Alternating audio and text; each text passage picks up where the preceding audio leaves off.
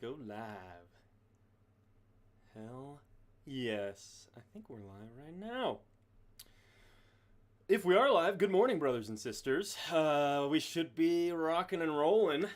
I am so excited to be back, everybody. Holy cow, it's been forever. I think I saw Server saying, I missed like 10 streams, brother. I've missed like 10 streams. It has been quite a while. I don't even honestly know. Probably, geez, my last stream I think was, no, I guess it actually hasn't been that long. My last stream was right before I got married, which was at the beginning of this month. It hasn't even been a full month, actually, so holy cow. Time flies when you're happily married and not needing to plan a wedding, huh? But, right. Good morning, everybody. Happy Sunday. Let me quickly kind of jump into our agenda today and show you what we're doing for today's sermon. Also, let me know, I've got some music kind of playing in the background. If that ends up being annoying or anything, just let me know. Hold on, I'm muting the other video. There we go. Okay, so today is a big day for us. Not only is it my first sermon back in a while, but we are also taking a look at the new, I guess it's called the 5th edition. That's news to me. I thought it would definitely have, I don't know why they didn't call it 6th edition. Calling it 5th edition is so much more confusing than even just like 5.5, in my opinion. But we're going to be flipping through this today, looking at, it's not going to be like an in-depth review of the rules, more of, we're going to get a vibe. We're going to do a good vibe check of the book, check out the art, check out some of the like new sections in the rule book and things like that. I'm already getting ahead of myself though. Let me come back to our agenda, right? So first thing we're going to do today is our opening prompt. That's a tradition I want to start up for future sermons. So as I'm kind of explaining the rest of this, be dropping in the chat right now. What is something useful we could brainstorm for either your session or, I don't know, just something you think would be cool for your own character. Maybe you need like 5th edition character ideas. So in chat, in brackets, you know how I love to use my brackets, put like opening prompt and then put, or maybe like prompt request or something that lets me know that's what you want. And then I'll pick something that we'll brainstorm after I kind of finish going through this, right? So that's how we're going to start. We'll brainstorm a 1DX. It can either be a D4 or a D12. We'll see what we get to. But we'll generate something for the congregation. Then I've got a couple announcements, some soft launch announcements to share with you all about the future of the church, what I'm all about, what we're going to be doing, what the Patreon's going to be, what the YouTube's going to be. We'll kind of touch on all of that a little bit. Then we're going to dive into the real like meat and potatoes, the actual subject of today's sermon. So these two opening parts, hopefully we won't spend too much time on this. Really, we want to dive into the PHB. Like I already said, we're going to flip and skim through it. And so that one is kind of combined with a couple of these different sections, but I wanted to make sure we definitely took time to talk about the art direction of this book because I do not understand it at all and really actually don't like it. There are plenty of things in the book that I really do like, and don't worry if you're like, oh, this guy was saying this is a stream to learn about D&D and all he's doing is going to shit on D&D. Whoops, sorry about that. No, that is not at all what this stream is going to be. What it is going to be is a very real critique of it from my own subjective, perspective. But that's, I think, the benefit of this is you're going to really get an honest opinion and not just a sponsored one or something like that. So as part of that, though, I wanted to dive in to look at the art direction, the character creation process. How has that changed and how have they improved it? Because I do think that is one part of this book that is a big win or a big improvement. Is that it is written for people to like get into the hobby, I think. And then weapon properties is one of the last big areas that I wanted to kind of skim through with you all. I know there's already like a million videos out there about this kind of thing, but I don't know. I think it'll be fun for us to do it from a Church of Doom perspective. Then we'll wrap up the PHB kind of segments here with just a general open Q&A that can be about like the PHB, can we go look at the barbarian section? I had a question about this thing that I wanted to look at for myself. I saw it on Reddit, or it can just be a question about RPGs in general. Once we're finished with that, though, we've got a different thing that is also one of the main subjects of today's sermon, which is I'm joining a campaign as a player. Actually, tomorrow. One of my buddies, Quinn, is starting up a campaign. It's very kind of, he's told us it's like grimdark, swashbuckling, skullduggery kind of vibe. So it's like Fey, Blades in the Dark, that rule set, but in a D&D world. Actually, it's in, what's the name of Matt Mercer's world? Alexandria, I think, but it's in the continent of Wildmount. It's going to be very fun, but we're going to kind of go through his write-up that he sent to us for the campaign. Uh, oh, Sebastian. Sorry, I saw something in the chat saying, Father, you missed a lot of sermons. I was like, oh shoot, was I muted this whole time? That would not surprise me. But yeah, I know, my bad, man. We're gonna make up for it though with a good one today, because like I said, we are gonna be looking over my buddy Quinn's campaign primer and brainstorming my character. You all, everybody who is in this stream today and hanging out with me in chat is gonna help, basically through polls and rolling on random tables and things like that, design my first character. Hopefully they don't die in the first session, but I'm super pumped. So we'll talk about that in more detail later, though. Two last things on there is then we're going to finish with some gratitude. Just give a thanks to the patrons, some sponsors of the channel, and things like that. And then we'll finish with a closing prompt. One more chance for somebody to get a little 1d4 to a 1d12 table brainstormed with everybody in chat. Right, everybody? So that's what we got going on today. That is our big old busy sermon. I've also got a little dice tray camera view set up here that we can roll in for fun when we're getting to that part of the sermon. Let's see the stickers here. Totally Not Panicking. Go check him out on Instagram. Awesome Kit Bash painter. Y'all already know Runehammer. And this is from Mapcrow, one of his Kickstarters that I backed. So, oh, Exandria. That's what it's called. Thank you, Alan Reed. Not Alexandria. It's Exandria. Okay, I'm gonna turn that music down just a hair because it seems a little loud. And come back. Okay, before we move on here. Or actually, no, we should move on. Let's get into the opening prompt section. So I'm going to check out chat, see what everybody's been saying here. What do folks need help brainstorming? And actually, let me get us over to, I got a little blank piece of paper. There is my pen. Get to the pulpit view. All right. The opening prompt. Get it? It's like the opening prayer. Actually, oh yeah, I do need the camera here for this. Yeah, the opening. Okay. Who are we going to help out today? Who are we going to bless with a little random table? Diamede. Sorry, I'm a little behind on chat, just getting caught up, but I saw your message, Diamede. Hats off for using paper in this day of age of encroaching digitalization and giving up property rights. Ever since the age of AI came to, or the AI plague, right, was cleansed from the channel, yeah, everything's been as human as I can make it, so writing physical notes has been a lot of fun. There's a time and a place, of course, for digital, but I'm loving this. Okay. Okay, now I'm caught up on chat.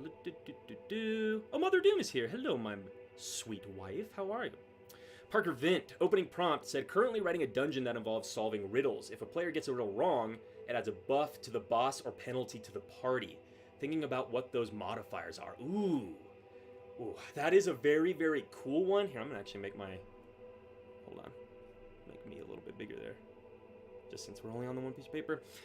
Okay, you were the first request, Parker, so we might help you out by default, but riddles, man, that's a tough one. That might be just a little too hard for stream. I saw Twice Dead Mage asked for curses that affect the land, or Alan Reed also just added in, just joined my 4th campaign, addicted to D&D right now. 4th campaign? Oh my god, how often are you playing, dude? That's crazy. Well, how about we do curses that affect the land, or curses that affect, or getting riddles wrong and it affects the boss. You know, I think the riddles is just going to be too specific to your game, so we might have to go with curses that affect the land. So, hey, what's up, Barrick? Hey, what's going on? First time catching your stream. Oh, that's awesome. Appreciate you hanging out with us. Actually, you know what? I should probably keep the agenda up, huh? So folks can kind of see what we're doing today at any time when they jump in. So I'll shrink me down a little bit again. Whoa! Get back up there. There we go. Okay. Yeah, let's go with curses that affect the land. I think that's very cool. So we need to stick with the theme of curses that affect the land. Okay. We're going to do, at the bare minimum, a 1d4 list. But if we've got a couple ideas rocking in chat, we'll build it up for them. Okay. Curses that affect the land.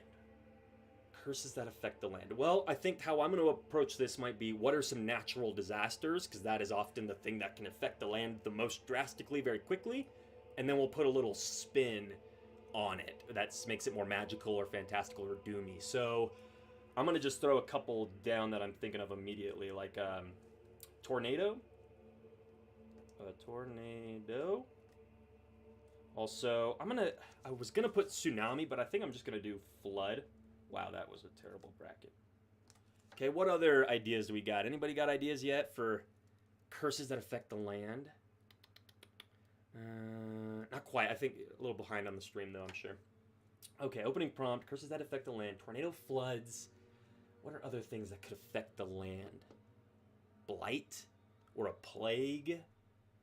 Or famine? I kind of like famine. I think I tend to use plague as a catch-all term when really, like, famine gets lumped in with plague often in my games, but famine can be its own. Anybody else got kind of a cool keyword here? Ooh, animals, wild animals. I'm gonna go with beasts. That just, I think, is a little more evocative than animals, but I like wild animals. That actually is pretty cool. Okay, let's see what we can do with this. Curses that affect the land. So something to do with tornadoes. What is a curse? Thinking something with like wind giants, like they're, what? Maybe like storm giant, or not storm giant, cloud giant. Maybe cloud giant castles are falling from the sky, and as like for every castle that falls, some sort of tornado like is awakened. I kind of like that. But that's not really like a, maybe the what if tornadoes are knocking flying castles out of the sky? Or anything that's flying. Yeah, okay, I like that. Let's do like angry winds. Knock everything out of the sky. Or knocking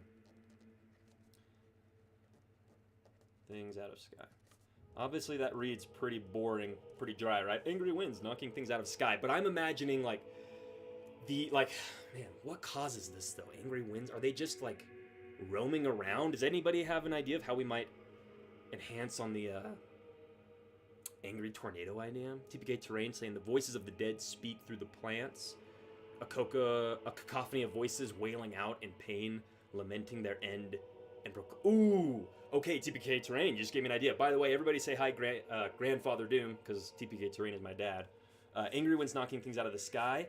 These are, I'm imagining it's like tornadoes of dead cloud giant spirits that maybe their castle fell out of the sky. Oh, yes, the castle was cursed, it fell, and all of the cloud giant spirits now angry and buffeting and trying to like keep the castle up in the air. That's so cool. Man, I shouldn't have made the list all at once. Angry winds knocking things out of the sky. I'm just gonna do this. Or cloud. I always want to say storm. Cloud giant spirits. Yeah, okay, cool. All right, let's move on to flood. What else do we got here? By the way, TPK Terrain, thank you for the chat contribution. Very cool. Barrick says maybe something with locusts. We could do maybe something with locusts and famine, but we'd have to obviously make them magical or something. Alan tossing in an idea here. What about bloody roads? The roads themselves are cursed, causing all who walk upon themselves, or causing all who walk upon. Oh, okay. The roads cause your feet to bleed as if you're walking upon glass. Ooh, I like that. That's okay. When I started reading the idea, immediately where my mind went was, ooh, what if the roads, like soaked in blood, made me think of corrupting, evil, like bandits killing people on the road and leaving their dead bodies that kind of bleed out on just into the soil. Thought, what if the roads corrupted people? Like the roads themselves are what creates the bandits that plague them. But I don't guess I'm not really feeling that connection between blood and like corrupting. Like, are those people who are murdered? Like, why are they corrupting? I don't know. That idea's not quite actually working out how I want it to. Let's keep going here. Parker Vint out in a Fey curse that sucks the color out of the world. Everyone sees things. Oh, Parker. Cool. And I'm going to add on to that. It's like a melancholy sort of curse. It's not just color blind. It's not just like losing the vibrance and the saturation in things. You are becoming so depressed in the sad frowny side of the happy Fey or whatever, the opposite side of that theater mask. That's kind of what I'm envisioning here. But it's also not like winter Fey court, because I know that often when I've seen like depictions of the winter Fey court, they are the sad, depressed ones. I don't really quite see it as that, but could that work on any of these? Maybe we'll change... I'm going to change flood. Let's just do the colorblind. That's so cool. Does anybody know how to spell melancholy? Melon? I know this isn't how you spell it, but I'm going to just do it anyways. Melancholy. Melancholy? Melancholy. Color blindness. Jeez, I'm going to have to make these, like, actually make sense later. Melancholy, color blindness. Plague? I'll just call it a fake curse. Yeah. Okay. I like the idea, even though anybody who reads that is not going to understand what it means. But that's kind of D&D for you, right? What else we got? Twice Dead Mage adding an idea here for the flood. Maybe the cauldron of the witch was knocked over. Its foul contents transformed into an alchemical nightmare. Ooh. Ooh. Okay, so because I didn't check, or I wasn't up with chat, so I already knocked off the flood one. But what if I worked that into the beasts idea, where it's this hag's cauldron has tainted the waters, and the beasts that are drinking from it, all the animals are starting to become occult monstrosities from this. I don't like that it's a river though, because that implies that the cauldron is like endless, which I don't necessarily want. I'd almost rather it be like a pond that got cursed, and anything that's drinking from it is turning into... What are they turning into? I don't know. Let's see. What else do we got in chat? there's the spellings for us. Melancholy. Thank you. I'll fix it for y'all so I don't look like such a freaking idiot. Melon. C-H-O-L-Y. Is that how you guys got it? Yep. C-H-O-L-Y. Okay. Yeah, I don't know. Let's see if we can find a way to work some of these into famine and beasts. What about... okay, I'm thinking famine and road. Oftentimes, like, you've got these big, long treks you're needing to make, and obviously you need to pack food. But what if there was a curse on the land's roads right now that was causing people to starve unusually quickly? Like, a day's travel now requires a week's worth of food, or you will starve to death on this travel. And because of that, oh, this is so cool now. I'm thinking of, like, what does that mean for the world at large? Everybody becomes hermits. Everybody is self-isolationist. I wasn't going out there before because it was just a dangerous, crazy world, but now I am definitely not going out there because I'm going to starve to death before the sun even gets to noon. That is very cool. Okay, the opening prompt, famine. Travel on the road requires twice as much food? Sure, we'll just say that. Or travel on the roads requires double the food. Cool. All right, last one is beasts that we at least need to get here. What do we got? Diomede throwing in an idea here for flood. Let's see what it was. Ebb and tide become more aggressive due to irregular moon movements. It moves dangerously close and very far away each night. Oh, that's a cool idea of these tides that are just... Like, they're not a tsunami coming in, but they just come in really, really far. So they still do a bunch of flooding, but it's not like sweeping away a house. Everybody kind of just wakes up and they're like, oh, fuck, like I'm in knee-high water. What? And then and then it takes all their treasure out with it. People are losing riches that maybe, like, why is this caused? It could be a Sahagwan, I think is how you say it, priest who's like sending the tides in to get treasure and bring it back out. Very cool idea. But let's get one last food here, and one last food. Sorry, I saw the comment that said tiny foods. Let's get one last idea here so that we can move on to announcements and then the PHB, which is why everybody's here. Beasts, something for beasts. A curse affecting. Maybe it's causing. Ooh, I've got it. Man's best friend shall turn to foe. Your beast tamer ranger or whatever, or your druid who has the animal companion, or your wizard's familiar. Man's best friend, your pet, not just dogs, but your pet. over the next D12 moons or D12 days or however you want to do it, they eventually will turn into your enemy. And this was inspired by that scene. You all know it from I Am Legend, when Will Smith, spoiler alert for actually one of a pretty good vampire movie. I feel like it still holds up. There are a few, the ending's rough, not the coolest ending, but overall the movie I Am Legend with Will Smith I really liked. And wait, how did I even get on the topic of I Am Legend? Because we were talking about vampires, and then we were talking about, I don't even remember how I got there. But anyways, cool. Oh, because it was inspired by when Will Smith chokes his own dog out. Of course, how could I forget what I was talking about when we were talking about choking a dog out? Yeah, ridiculous. Anyways, fun little section there for the opening prompt, and that only took us 20 minutes. Not bad, not bad. What was this last idea here tossed in? Oh, what's up, Tanner? Hey, everybody say hi to Uncle Doom.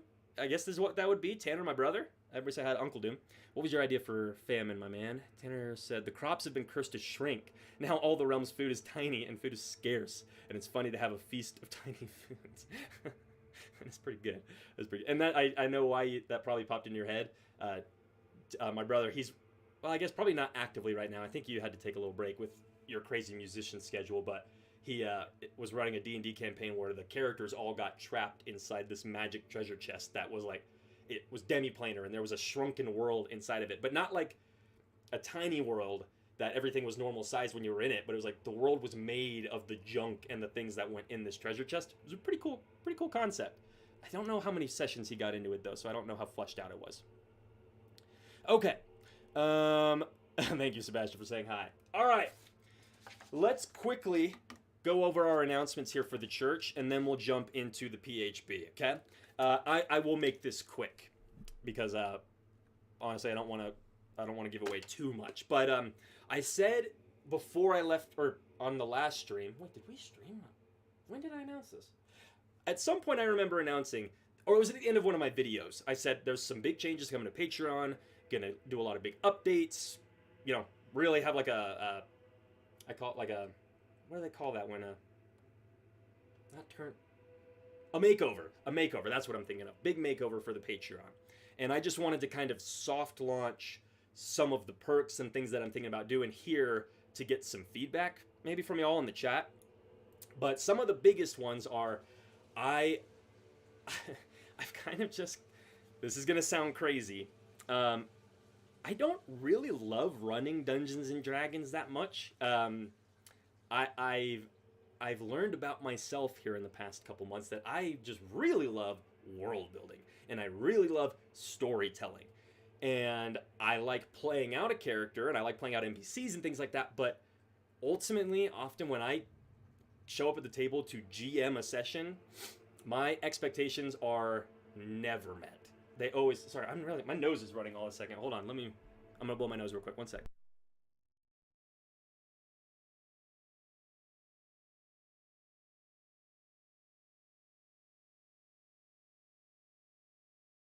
Sorry about that, right? But so I'm just not in love with running the game, but I love talking about the game. It's all I want to do. So I was looking for ways to do that more often. How do I talk about the game more instead of running the game, to try and honestly make this into like a sustainable business, right? And so what I'm going to start doing on Patreon is, for some of those higher tiers, I'll be offering with a calendar sign-up link one-on-one 1-hour slots throughout the week that you and I, whoever it is, we'll just jump on a call. And if you want to brainstorm lists for an hour about just anything, and you just want to kick the shit talking about cool D&D things, that's what we'll do. If you want to prep an entire session because you're running your first session and you're super nervous about it, we can do that too. It's not a coaching thing. It's not a teaching thing. Really, what I want it to be perceived as more is just like a sounding board. It's just like a creative workshop studio space that you can jump into. And I like, if you know, I can give, if I have experience in a certain thing, or I'll share my opinions with you. But really, it's just, I want to help you realize your creative vision for whatever area of the RPG hobby you are, enjoying right now. If whether that be a campaign or purely just world building, or it can be kind of whatever you want. So that's a big change coming to the Patreon, is a lot more emphasis on one-on-one focused time and effort with the patrons, which, wow, what a crazy concept, right? But that's something I'm really excited about doing. Another thing that I'm very excited about doing with the Patreon is I have been struggling for the longest time to figure out how I like to do content, or like how I like to create. How do I like to make things? Because I have like endless energy when it comes to this kind of stuff. I literally have for over a year now been working, thinking, breathing D&D every single day. The problem is I have so many interests, and I kind of like want to chase the world build, or I want to scratch the world building itch, and then I want to go do the miniature itch, and then I want to go do the VTT itch, right? I'm all over the place in the hobby. And so it made it hard to find some sort of consistency on the Patreon. And here's my proposed solution. Every week on Sunday, I'm going to post a poll that will run for the whole week to the following sermon. And when we get there, the poll will determine what I am going to hyperfixate on the following week. And over that period of time, that whole week, I'm going to just make as much as I can, or make like a focused product. For example, some of the things that might be on the poll are like, this week you are, Father Doom is called to make a solo RPG, develop a dwarven stronghold, try out a solo RPG live, and then another one might be like kit bash a warband, right? And these are like little creative missions that are gonna be all over the place within the RPG umbrella. They're still gonna be RPG adjacent. They're not gonna just be like, now this week we're doing some other artistic hobby. We're gonna get into canvas painting, right? It's not gonna be that broad. But I'm just kind of feeling pulled to broadening the scope of what I want to support within the RPG umbrella. I don't want it to just be like random tables. So I want to also put it in your hands, though. So the poll is going to go up with a couple callings that you can ask of me. And then, once that poll is decided and I've spent the week working on it, I will present it to you all in the next week's sermon.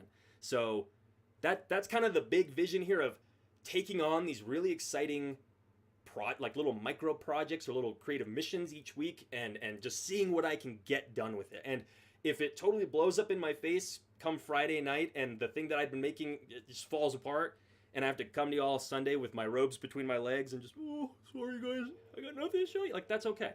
That's okay. The whole purpose of the church, I guess, really is to start inspiring people to just go for it. Just full send it. Do something artistic. Do something creative. Do something human. And it will be fun, and it'll work out. And that's what I really hope to inspire. I think that's probably the best way to describe the church's mission. So I might just kind of end it there with the announcements. So keep an eye on the Patreon. Keep an eye on the channel for all of those things to get announced and kind of launched over the next week or so.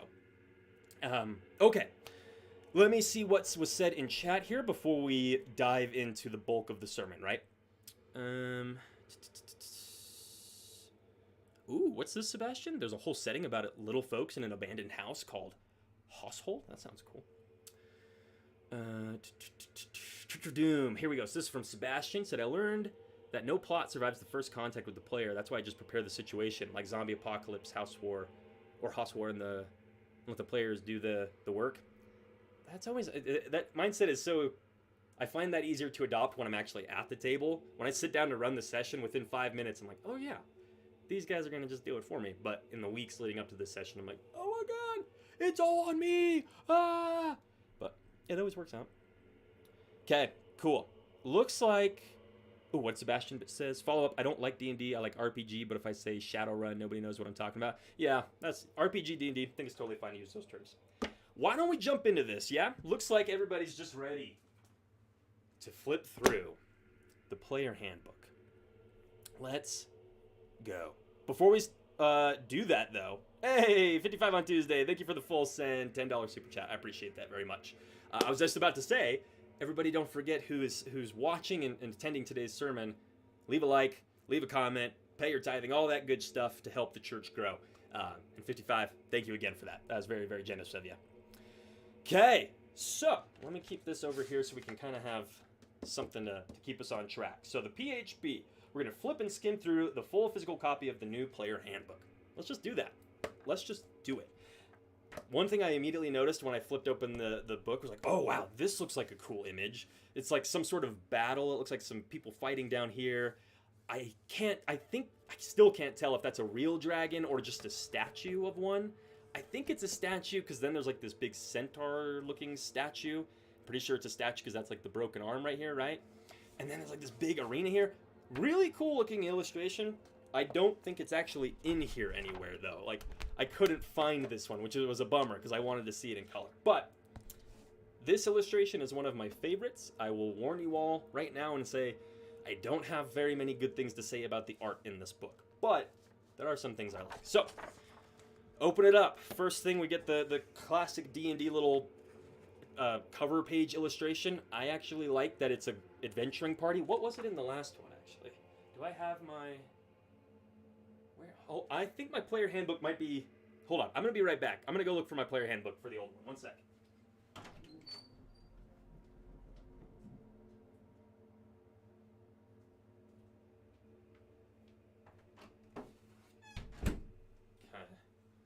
So in the old one, okay, yeah, I like this. I like that it's an adventuring party. It's not just one character. I didn't even really notice that in the old one. By the way, check that out. Signed by Chris Perks and Mike Merle. It's pretty cool. But I like that. I like that it's a little adventuring party. So that's another win in my book. The art in 5.5 is so good. What, Jack? No, Jack. Jack. I like that one, too. Those illustrations were good. Here's another little nitpick. As we're kind of skimming through, I noticed, maybe I just missed it and I'll see it right here and feel stupid, but in the old books, I feel like there's like, oh yeah, they have these funny little disclaimers. You guys probably can't read that, but it says, disclaimer, Wizards of the Coast is not responsible for the consequences of splitting up the party, sticking appendages in the mouth of a leering green devil face, accepting a dinner invitation from bugbears, storming the feast hall of a hill giant steading, angering a dragon of any variety, or saying yes when the DM asks, are you really sure, right? All of their books had these funny little disclaimer things that probably most of you have not seen or didn't even really know were in there. But then I was really bummed when I saw that they didn't do that in this one. And I know it, like nobody probably even knows that was in there, so it's not like it's a huge loss to the community, but to me it just shows me that there isn't the same, I don't know, investment in the little minute details. I guess they do have like the description of the covers, but I think they had that on this. Oh, sorry, bumped it. I think they had that on this one too. Yeah, see, like they have the on the cover section, but then we don't have the funny little description, and that just tells me some of the passion isn't there, unfortunately. But our passion is still there, right? Our passion for RPGs is still there.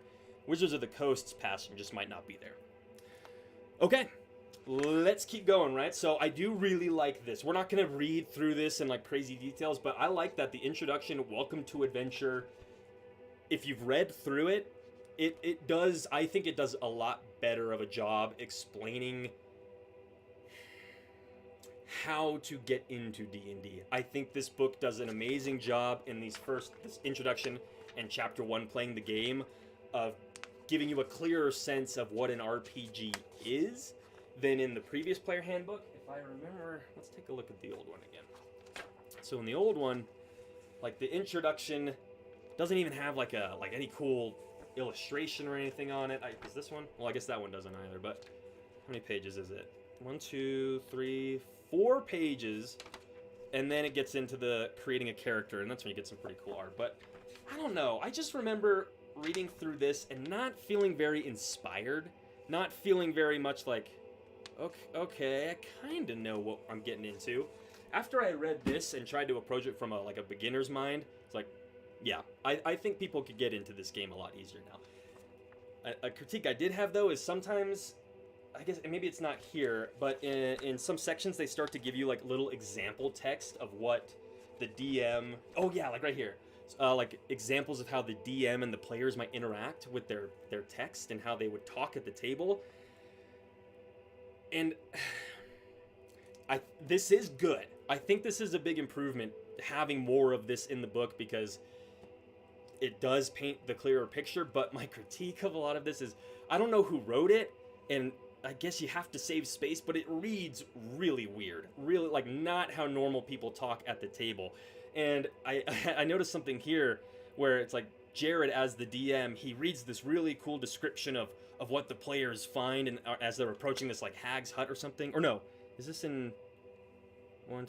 Oh, this was in Castle or Curse of Strahd. It's like the opening description for Curse of Strahd, and then the official D&D narrative of this like little back and forth between the players has Maeve as Mirabella immediately just like just jump in and like, thank you friend, may we know to whom we're indebted? And Jared is immediately talking to her, and I just kind of wish I would have liked to have seen a little more guidance in the narrative of like, the DM should say, okay, hey Maeve, it's your turn. What does Mirabella do? Or what's Mirabella thinking? Or how does Mirabella respond, right? But no, like the written example is Jared, the DM, is talking, and then one of the players just butts in.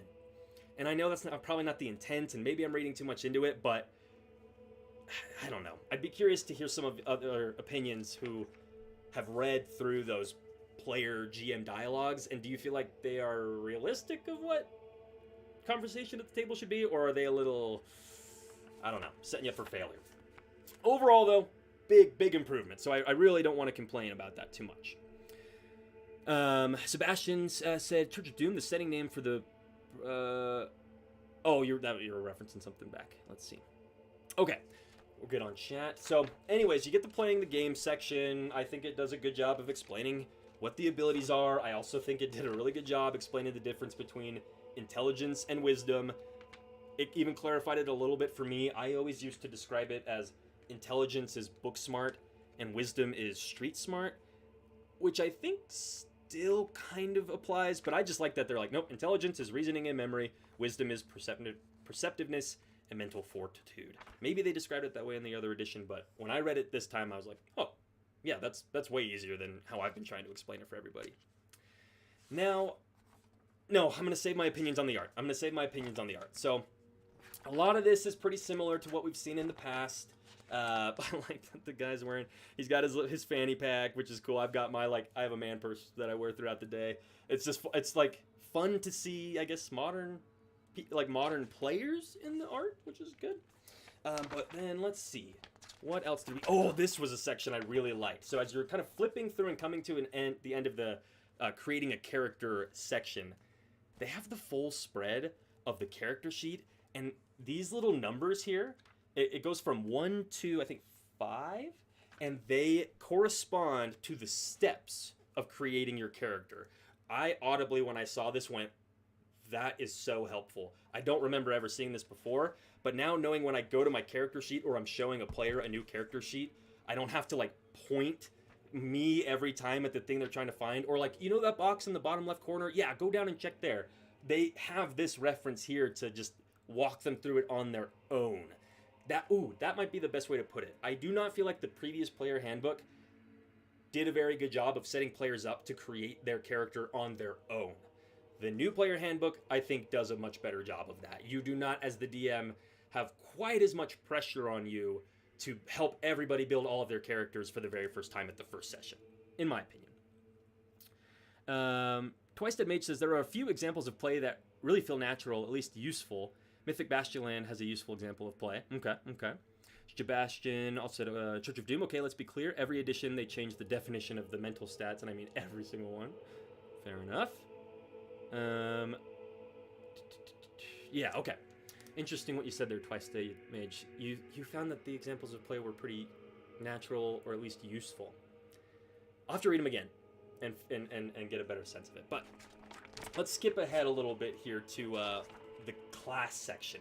I really like how they laid out the class section a lot. I like that the character class, this first page has the each of the classes has their little one-sentence description, but then it flows very similarly to how I've been doing my writing as a sentence into the subclasses. So the Barbarian, they storm with rage and wade into hand-to-hand combat, then follow the path of the, Berserker, Wildheart, World Tree, Zealot. So I love how they did that for players to read through and on one page get a sense of all of the class options basically in the book. Very cool.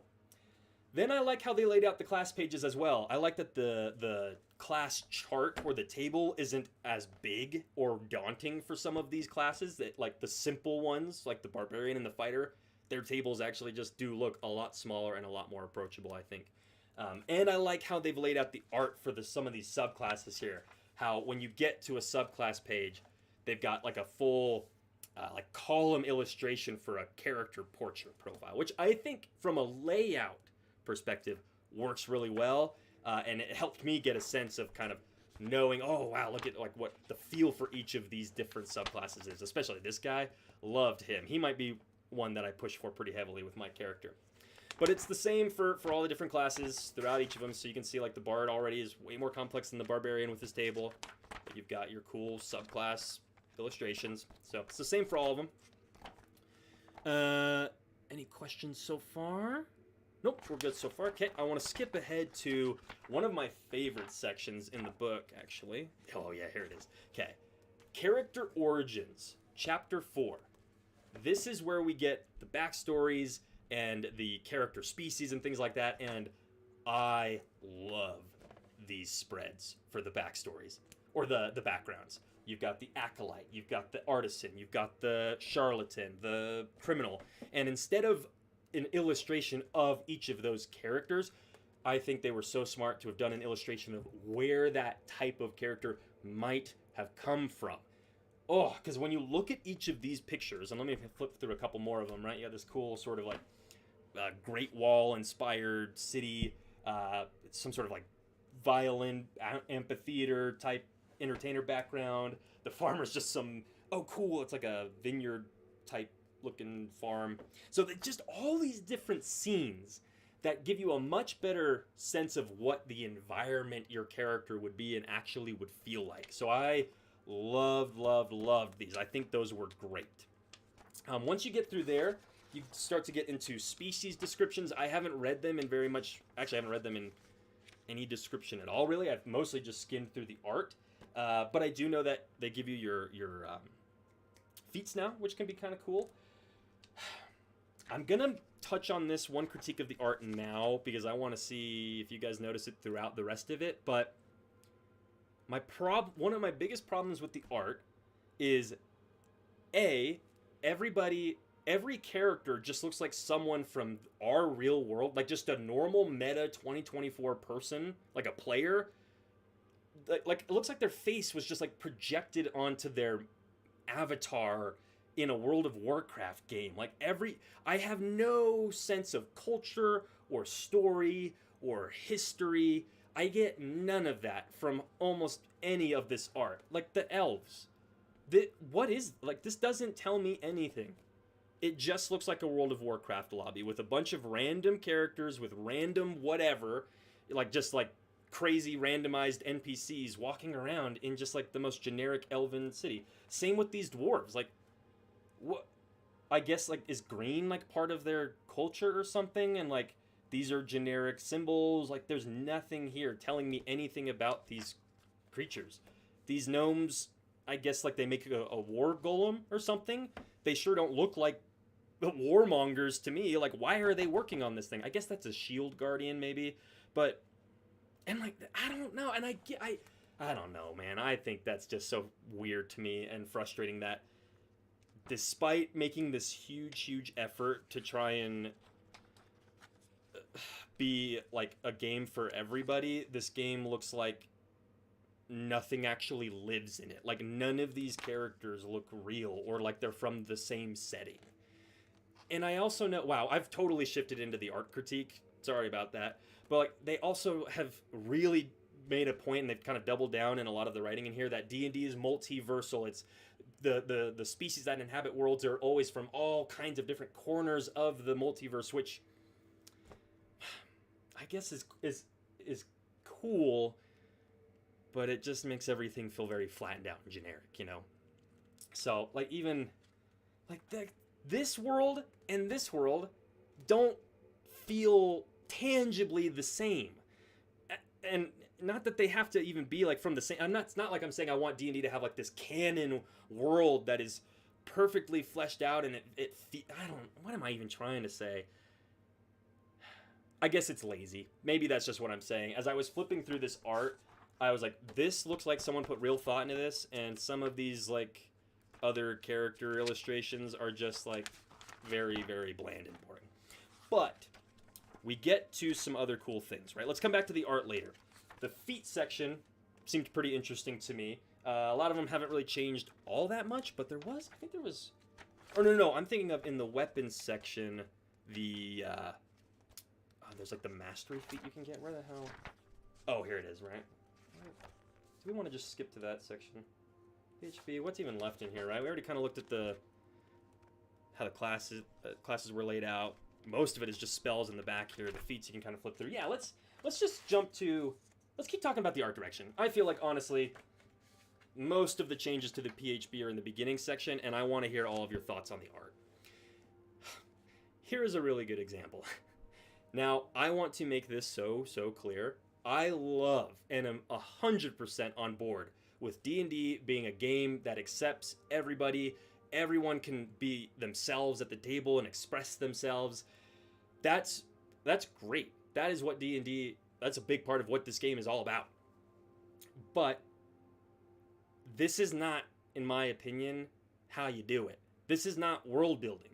This is just like, someone described it as like pop D&D, and I totally agree. Like, what fantasy world is this, you know? Like, is this an electric, is she in like an electric rock guitar concert?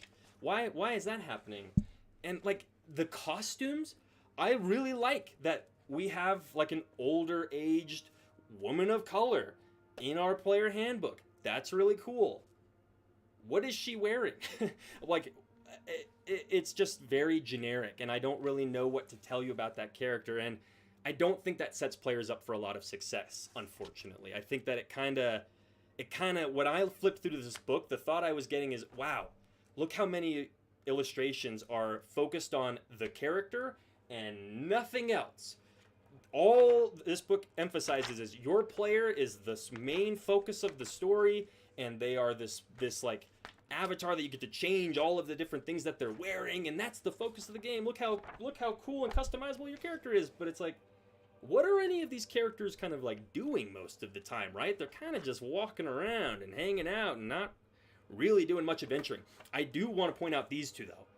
These two illustrations I like a lot. They tell me a lot more. They kind of give me some cool clues about this culture. Like this what is this? Archfey patron subclass. At first I thought this was a bow, but then I realized, whoa, no, it's like these big, long, creepy, like hag scissors. They remind me of the ones in Hercules that the three sisters or whatever used to snip the thread of life. And then I saw she's got these long stems, and she's plucking this weird, like, giant grape thing or whatever, and she kind of has like the skin colors and hues of a poisonous plant. That looks freaking sweet. This guy over here, lots of wings and kind of flying snakes, and his sandals and these big like open mountains behind me in this path tells me this is some sort of messenger. He's like something that moves quickly, delivering things. I like that. But then let's go back to like the bards. I think were really like they suffered the worst with this. But like, what's another example? I feel like I had a very specific one in my head. Maybe, like, I guess like the monk. I don't know what I'm supposed to think about this guy. He's got a plague doctor mask, and I guess he's got some of the wraps like a plague doctor, but he's got like his monk stuff going on. But there's no symbolism here like there is with the other one, and I just wanted more of that, because your character that you bring to the table is not just your little like action figure to dress up however you want. There's so much more to your character design than that, so much more to your character creation than that. I just wish I would have seen that reflected a little bit better in the art. But what does everybody else think? What do we got? Oh, I completely forgot too. I gotta crack my drink here. Let's see. I'm gonna hold on. I need to scroll down. Okay, I'm going with Parker Vint here. I understand where you're coming from with the art critique. Wizards of the Coast has recognized that their core audience is expanding and seem to be catering to a wider audience, aka nobody. I agree, but there must be a wider audience, right? I just remembered the image I wanted to reference specifically. I think it was in the Sorcerer. Yep.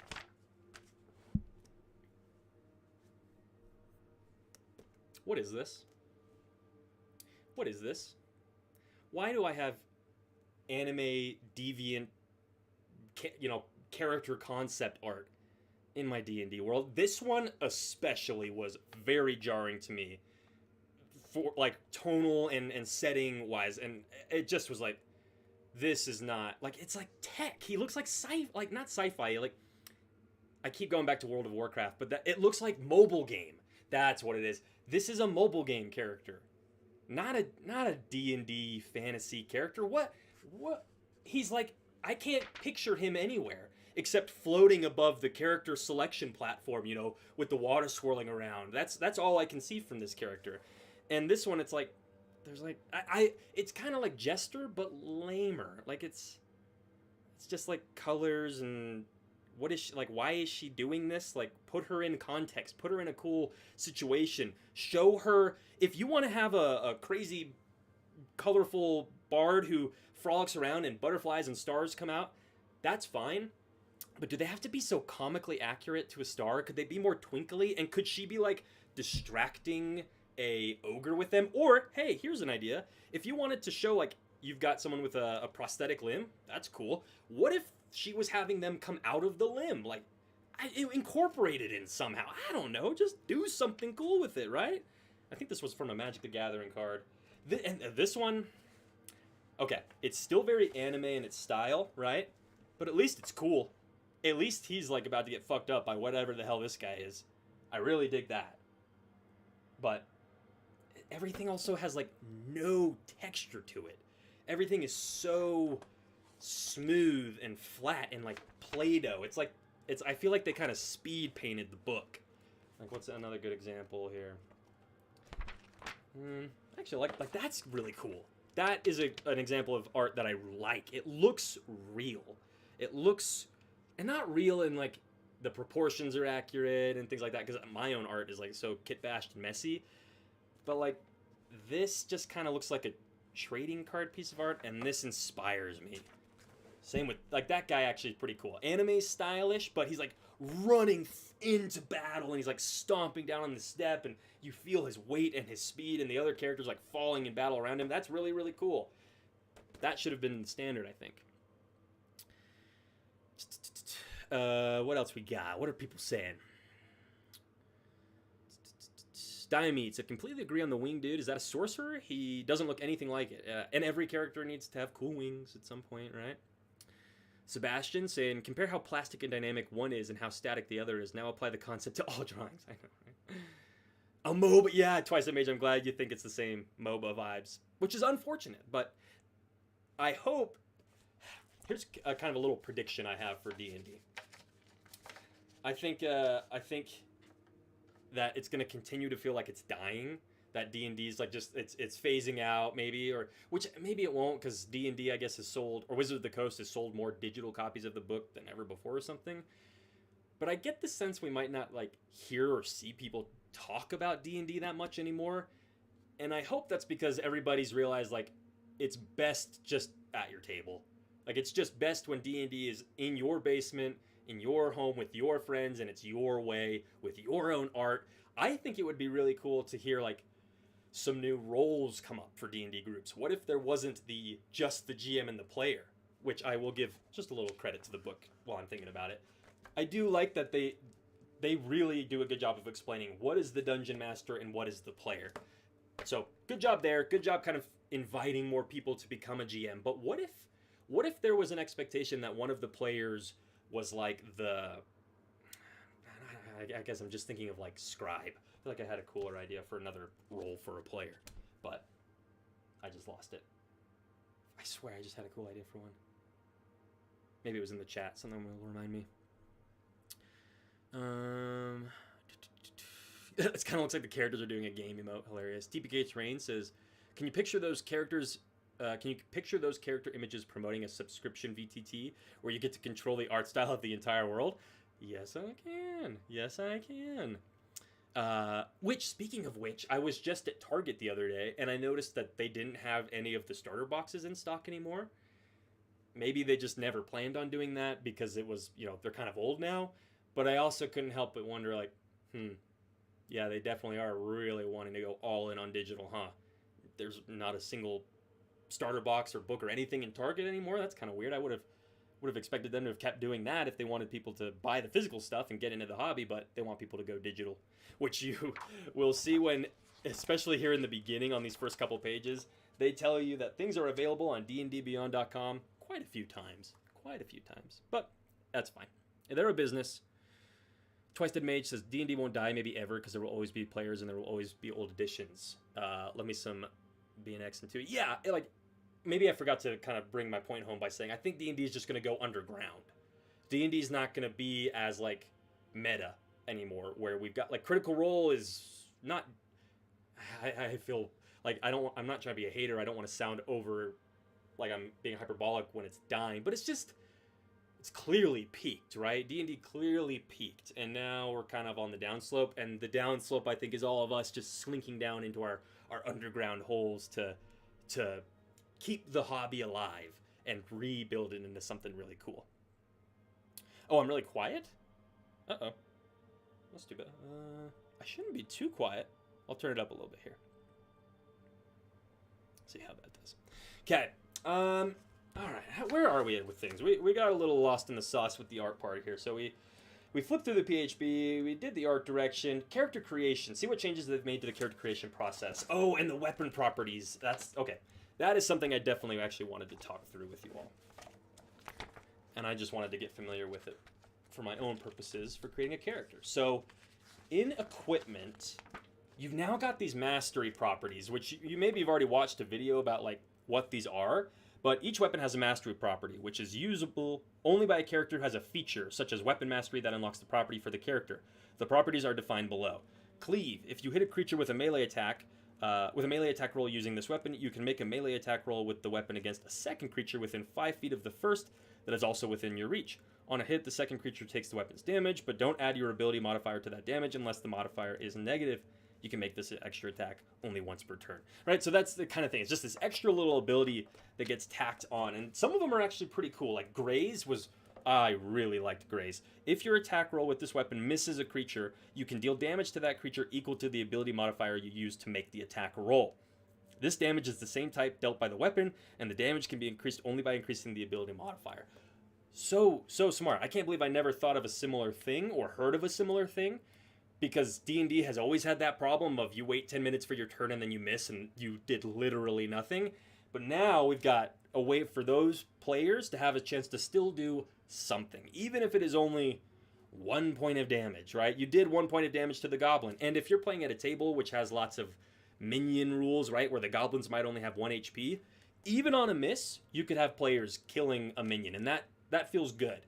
I don't know how, I guess, what does that mean for a miss then? Because you can't miss the...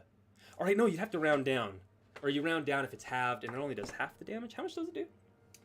It does damage equal to the ability modifier used to make the attack roll. Oh yeah, so usually you'll have at least a +1. So I don't know. Maybe that would be a little too crazy if you had the minion roll in there. But I do like this. How many weapons have Graze? What do we got? Slow, topple, slow. Oh, here we go. Okay, the Glaive has Graze. The Greatsword has Graze. Or no, yeah, we're looking for Graze. Oh, geez, is that it? Is that really it? Glaive, Greatsword. Wow, okay. I thought there would have been a few more. I wonder if there's a way for characters to change the mastery property that applies to their weapon. That might be something I'd consider homebrewing.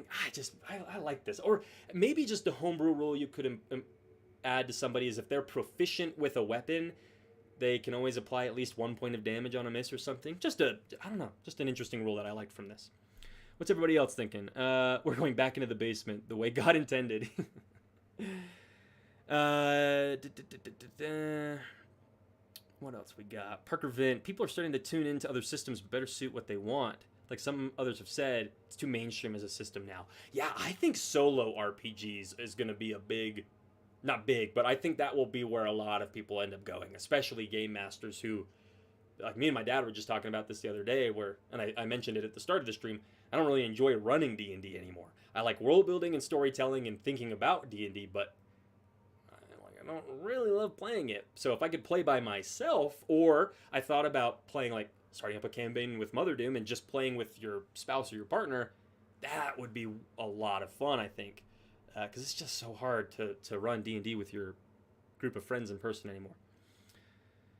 Sebastian, last little thing getting caught up on here, said there will remain a core number of normie players to keep the IP afloat, or there will move on, and Wizards of the Coast will let the game die.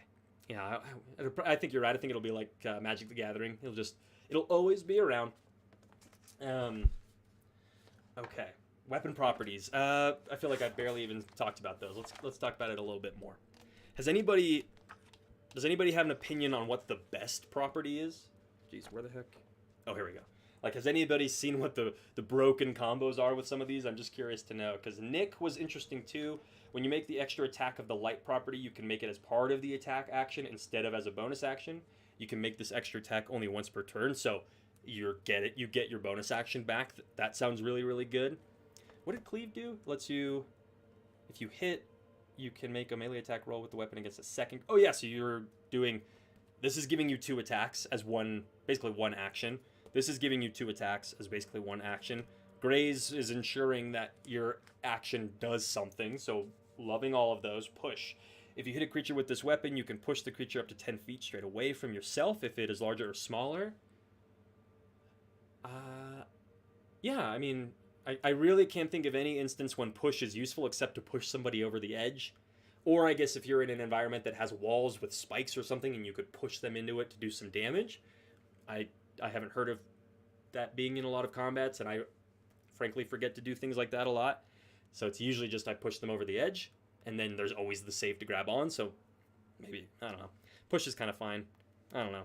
Sap. If you hit a creature with this weapon, that creature has disadvantage on its next attack roll before the start of your next turn. So sort of like a poisoning. I would think, if I had to take a guess, what would have that? Something that drains you or makes you have disadvantage on your next attack roll. So maybe like darts and what could trip you up? A net? Maybe a pole? Like a quarterstaff or something? I don't know. Let's see. What was this one? Sap. A mace? So you just, I guess like a crack you in the head and you're just like kind of stunned or something? Okay. Quarterstaff had topple. That's lower down. We'll read that later. Sap also was on the flail. Okay, so it seems like Morningstar, War Pick. Interesting. I'm getting the feeling that that's their like heavy blunt thing that kind of clubs you in the head and leaves you stunned. But what did Light Hammer have? Light Hammer has Nick when you make, so that, no, Light Hammer is just meant to be the, well, that makes sense. Two-handed dual wielding Light Hammers. Okay, checks out. What did Jack just say? Push them into AoE spells. Oh, pushing creatures into AoE spells. I honestly have never had players ever be that tactical. But I don't run gridded combat, so that makes sense that one didn't pop into my head. But yeah, pushing creatures into AoE definitely makes sense. I wonder, there needs to be more things that can pull your allies into AoE things, not just harmful push. There was a class that, I think it was the Psionic Fighter, which I liked. That one I'm kind of interested in running. But I saw they have an ability to pull or move allies up to 30 feet, which I think is cool. Okay, what were some of the others here? Slow. If you hit a creature with this weapon and deal damage to it, you reduce their speed by 10 feet, and it doesn't stack. Slows things like a club, a sling, longbow, musket. Okay, I'm kind of getting the feeling that they just kind of came up with these, and then they had to assign them out enough to give a few options for each one, because slow and sap, it's like they knew they needed to have certain mechanical effects. They wanted to have certain ones, and they had to come up with a name for it, and they had to assign it to things. But I'm not really getting the distinction between a club. Why does a club do slow, but a great club does push? Just because the club's bigger, I guess? But I don't know. Would have liked some more thematic reasoning to some of these abilities, or something based off of size that helped me get a sense of why things are. It's not intuitive. That's the critique here. It is not intuitive. If I feel like I could play this game for a month and I still might not be able to tell you just off the cuff, like, oh yeah, that weapon does this, or that weapon has the topple property. That makes sense in my head. No, some of these it doesn't really make sense in my head. So, but I think it's still a very cool mechanic to have in the game. I don't think there's anything similar with armor, which is too bad. I would have liked to have seen that if they were going to do it for the weapons, but it is something to look into and be aware of if you're getting into the new edition. Okay, where are we with things? We have done the opening prompt. We did the announcements. We flipped to the PHB, art direction, character creation, weapon properties. Yeah, okay, we've talked kind of through everything I wanted to talk about with the new PHB in the classic rambly all over the place fashion that is the Church of Doom, right? Q&A. I'm going to hand it over to you all here. I'm going to give you at least a couple minutes here to throw in some questions that you've got. And these can be for the book. If there's a specific section you want to look at, maybe you've got a class that you want to play and you want to be able to check it out, ask it in chat. But these can be questions about the new edition or RPGs in general. But just put in the beginning of your message, in brackets, question, and that'll help me pick them out. But I'll give you all here a minute to kind of toss some questions in. And once we're done with that, we'll move on to Task Force Hex, and we'll make me a character.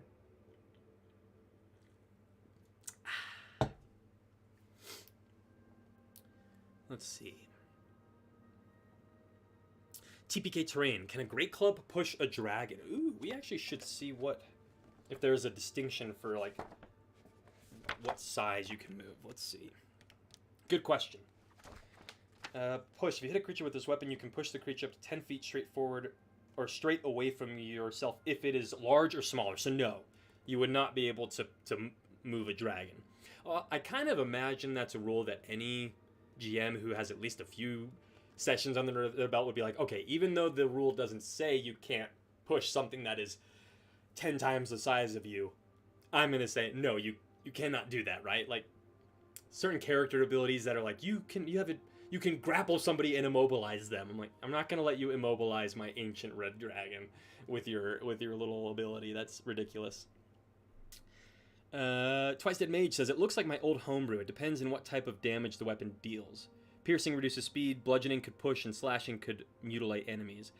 It's kind of like that Twice Dead Mage. Like, there's a little bit of that, but not intuitive enough that I feel like it's easy to do. Like a club and a Great Club. Slow and push. So slow is going to reduce their speed by 10 feet, whereas the Great Club, which does push, is going to move them 10 feet. Let's see. Quarterstaff. Topple. Knocks people over. Why doesn't a Great Club knock people over? Like, I feel like a quarterstaff is easier to kind of put like the end to somebody's chest and like push them back than it is to be so strong you can smack somebody with a Great Club and send them flying 10 feet. Of course, that is a very cool description that I would do. I would describe it that way. But from a mechanics point, I don't know if that's how I don't know if I agree with that one. Barrick7450. Question. What do you think about the subtle change to attack of opportunity? It's now making the word hostile for the possible targets. Oh, really? Well, I guess... I guess I don't even feel like I need to turn to the rule and get a clarification on that, though, to say, like, what is that clarifying? That you're allowed to attack whoever you want, and you can just attack an ally instead of a hostile? Like, Barrick, I think my answer to that is, if your table, like, needs strong guidance to determine if a character can or can't attack anybody they want, I think your table's gonna really struggle no matter what. Not saying that this is your table. I know you're just kind of asking, but like, I would never like that would not be a table that I have interest in joining. One that gets that hung up over one specific word, right? And that also, it makes me wonder, like, a character who hounded me on that, well, like, oh, it doesn't say, yeah, it has to be a hostile creature. Okay, like, why? Why are your motivations so strong to attack an ally or an NPC? If it doesn't make sense, then obviously I'm just going to say no. But if it makes narrative sense, then I feel like everybody at the table is gonna, when they say like I want to attack the NPC, you'll know if it was a good justified decision because the players will go like, oh, or they'll go like, dude, well, if you kill the vibe, it was the bad character decision to make. Twisted Mage asking, how is the Eldritch Knight doing? It's my favorite fighter subclass. Let's find out. Fighter. Bard. Is this fighter? Nope. Cleric. Druid. I like these. Those monkeys are cool. I like that. Where are you, fighter? Oh my gosh. Here we are. Okay, fighter. And then Eldritch Knight. Here we go. I'll just leave this on the screen for you to look at while I answer some other questions, because I don't know enough about the mechanics of the Eldritch Knight to tell you how it's doing. Barrick745 said, you could attack an ally, but if you stretch that to Warcaster, you could, rules as written, cast spells on friends passing by as a reaction. Oh. Okay. Well, okay. I'm seeing where you're coming from now with the rules lawyers being like, but this said, like, the rules don't say I can't do it, right? Fine, the rules don't say you can't do it, but was that what the rules were intended to allow you to do? It's called an attack of opportunity, not a spell of opportunity. If they wanted you to be able to cast a spell on any creature that ran by you as a reaction, they would have written it that way, or they would have specifically given you some sort of subclass ability, but they didn't. And it's called an attack of opportunity. So I would not let that fly at my table. But I would admire the clever thinking. I do respect it. I respect people who are sharp enough to be like, oh, there's a little something I can take advantage of. That's like a general mindset, like a military general mindset, and I never have had that. In all of my TTRPGs or my miniature war games, I've never been a very tactical player. I've been the narrative player. Sebastian asking, how are the subclasses of the Warlock? It was the only class that makes me feel something. I'm curious, why do you think people love the Warlock so much? What is it about that class that just draws people in? Is it because it's dark and edgy? I don't ever really hear anybody talk. I mean, Eldritch Blast, I guess. You've got, like, that's a really powerful spell that maybe a lot of players are drawn to, but it just feels like people love being the Edgelord Warlock, huh? But how's it holding up in the subclass? I don't really freaking know, man. Let's see. Oh my god. Whoa, holy. What was that? Oh, this is their spell table? Oh, I like that. Do they do that for all of the spell casting? Oh, I didn't notice that. I like that a lot. I like that you don't have to flip to the spell section now to see your list of class spells. That's great. That's really, really nice. Because I think they had that, but it was right before it was in the spell section at the back of the book, and it was right before all the spell descriptions. It was in one big continuous list of the classes. But I like that in here it's in their sections. That makes way more sense. But in terms of the subclasses, what options do they even have? They had... Oh, whoops, nope. Where am I? Sorcerer. Did I go backwards too far? Oh, yeah, here we go. Warlock, okay. Subclass, where are you? Archfey. Celestial Fiend. Is it just the same as it was before? Oh, no, Great Old One. And, wait. Fiend, Celestial... Where's the... Oh, and Archfey. Jeez, I keep bumping that with my head. Sorry, guys. It looks like they haven't really changed much. Honestly, I think those are the same as they were before. Parker Vince said, gotta go, but thanks for being cool, big man. I'll try and catch the next sermon. And they all said amen. Hey, thank you, Parker. I appreciate that, man. Thanks for hanging out with us. It was fun. Oh, Twisted Mage, could you flip the page? My bad. Yeah, let me go back to... What were you wanting to see? You were asking about Warlock subclasses. What page did you want me to be on? I'll hook you up. Jack said it has a built-in character plot. Oh. I would argue every class has a built-in character plot. Character plot. Are you meaning more like it comes with an NPC to interact with, basically? Because I would say, like, the cleric is the same then.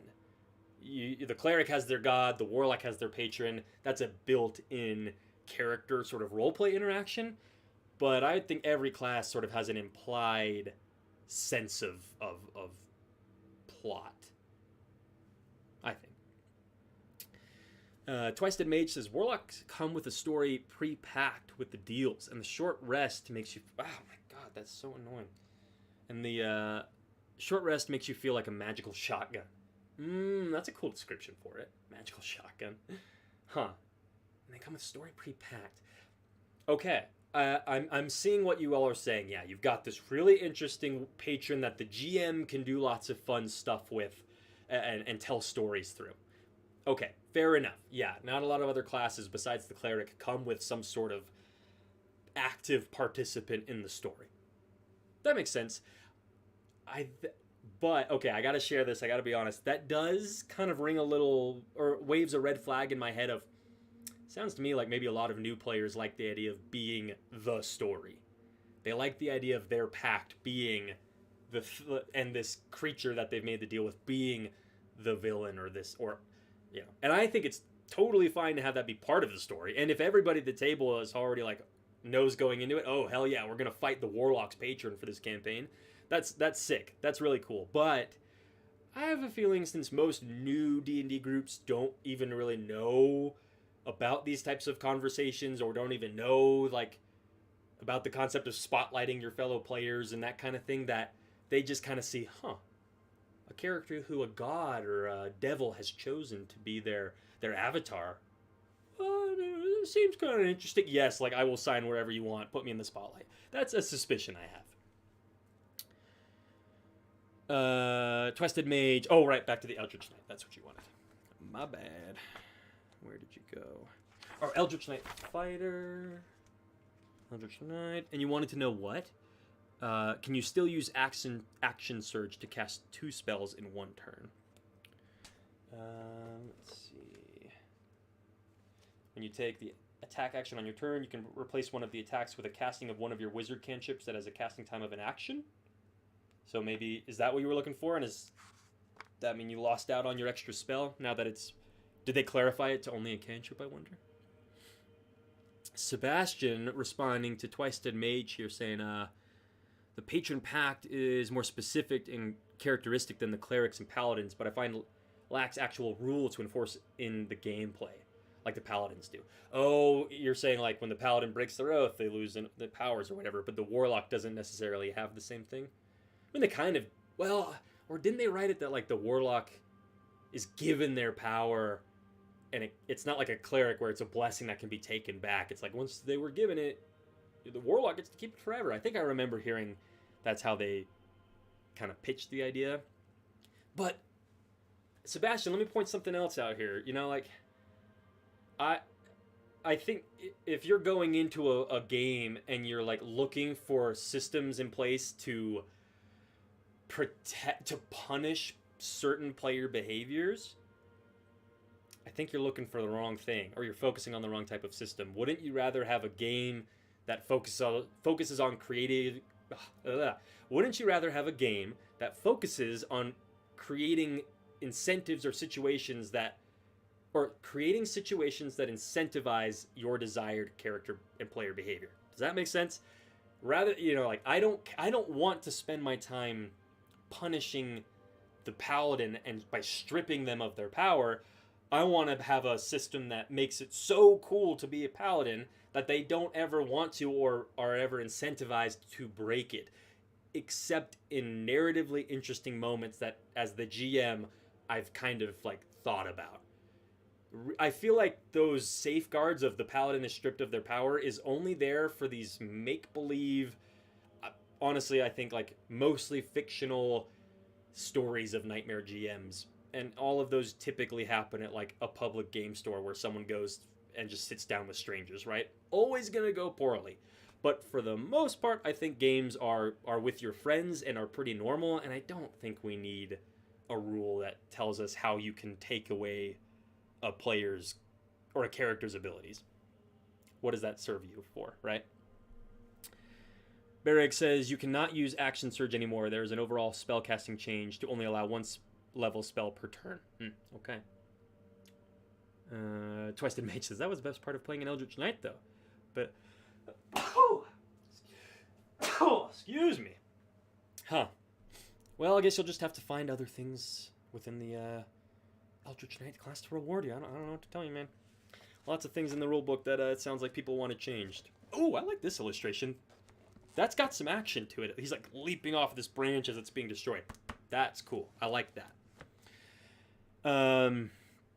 Other questions? Anything else before we jump into Task Force Hex and get me a character prepped or brainstormed for the session? You're welcome, Twisted Mage. No worries. If you've got questions, now is your opportunity to ask. I'm going to give you until I'm finished sipping down a little bit of this energy drink. If I don't see a question in chat, we're moving on.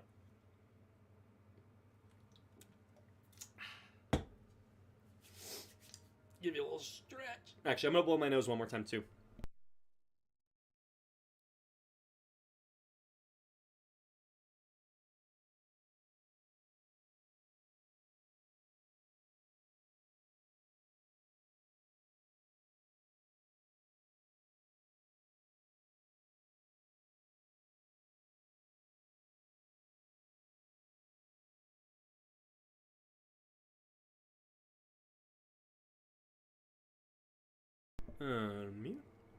Okay, I'm not seeing other questions, so I think we're ready to say thanks, but no thanks.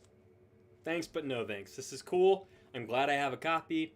I'm excited to play in my friend's campaign, but personally, from Father Doom, the Church of Doom, I want to say to anybody who might be watching this now or in the future, and as a new player who's thinking about maybe you want to get into RPGs, enjoy this if you want, but I would plug... Oh, crap. Oh, hold on. They're back here. Sorry, one sec.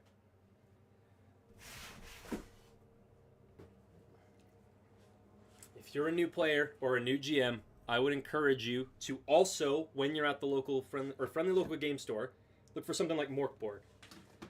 Look for something like Index Card RPG, or go to Runehammer's new shop that he just opened up in Philly. Go buy it from him. Look for something like Knave. Look for something like, I don't know where the rest of them went, Shadow Dark, or any of the other systems, right? This is gonna look impressive because it's big, right? It's got the name Dungeons and Dragons on it, but doesn't mean it's the best thing for your group. So talk to your GM, see what other options they might be considering. Okay, let's do something fun.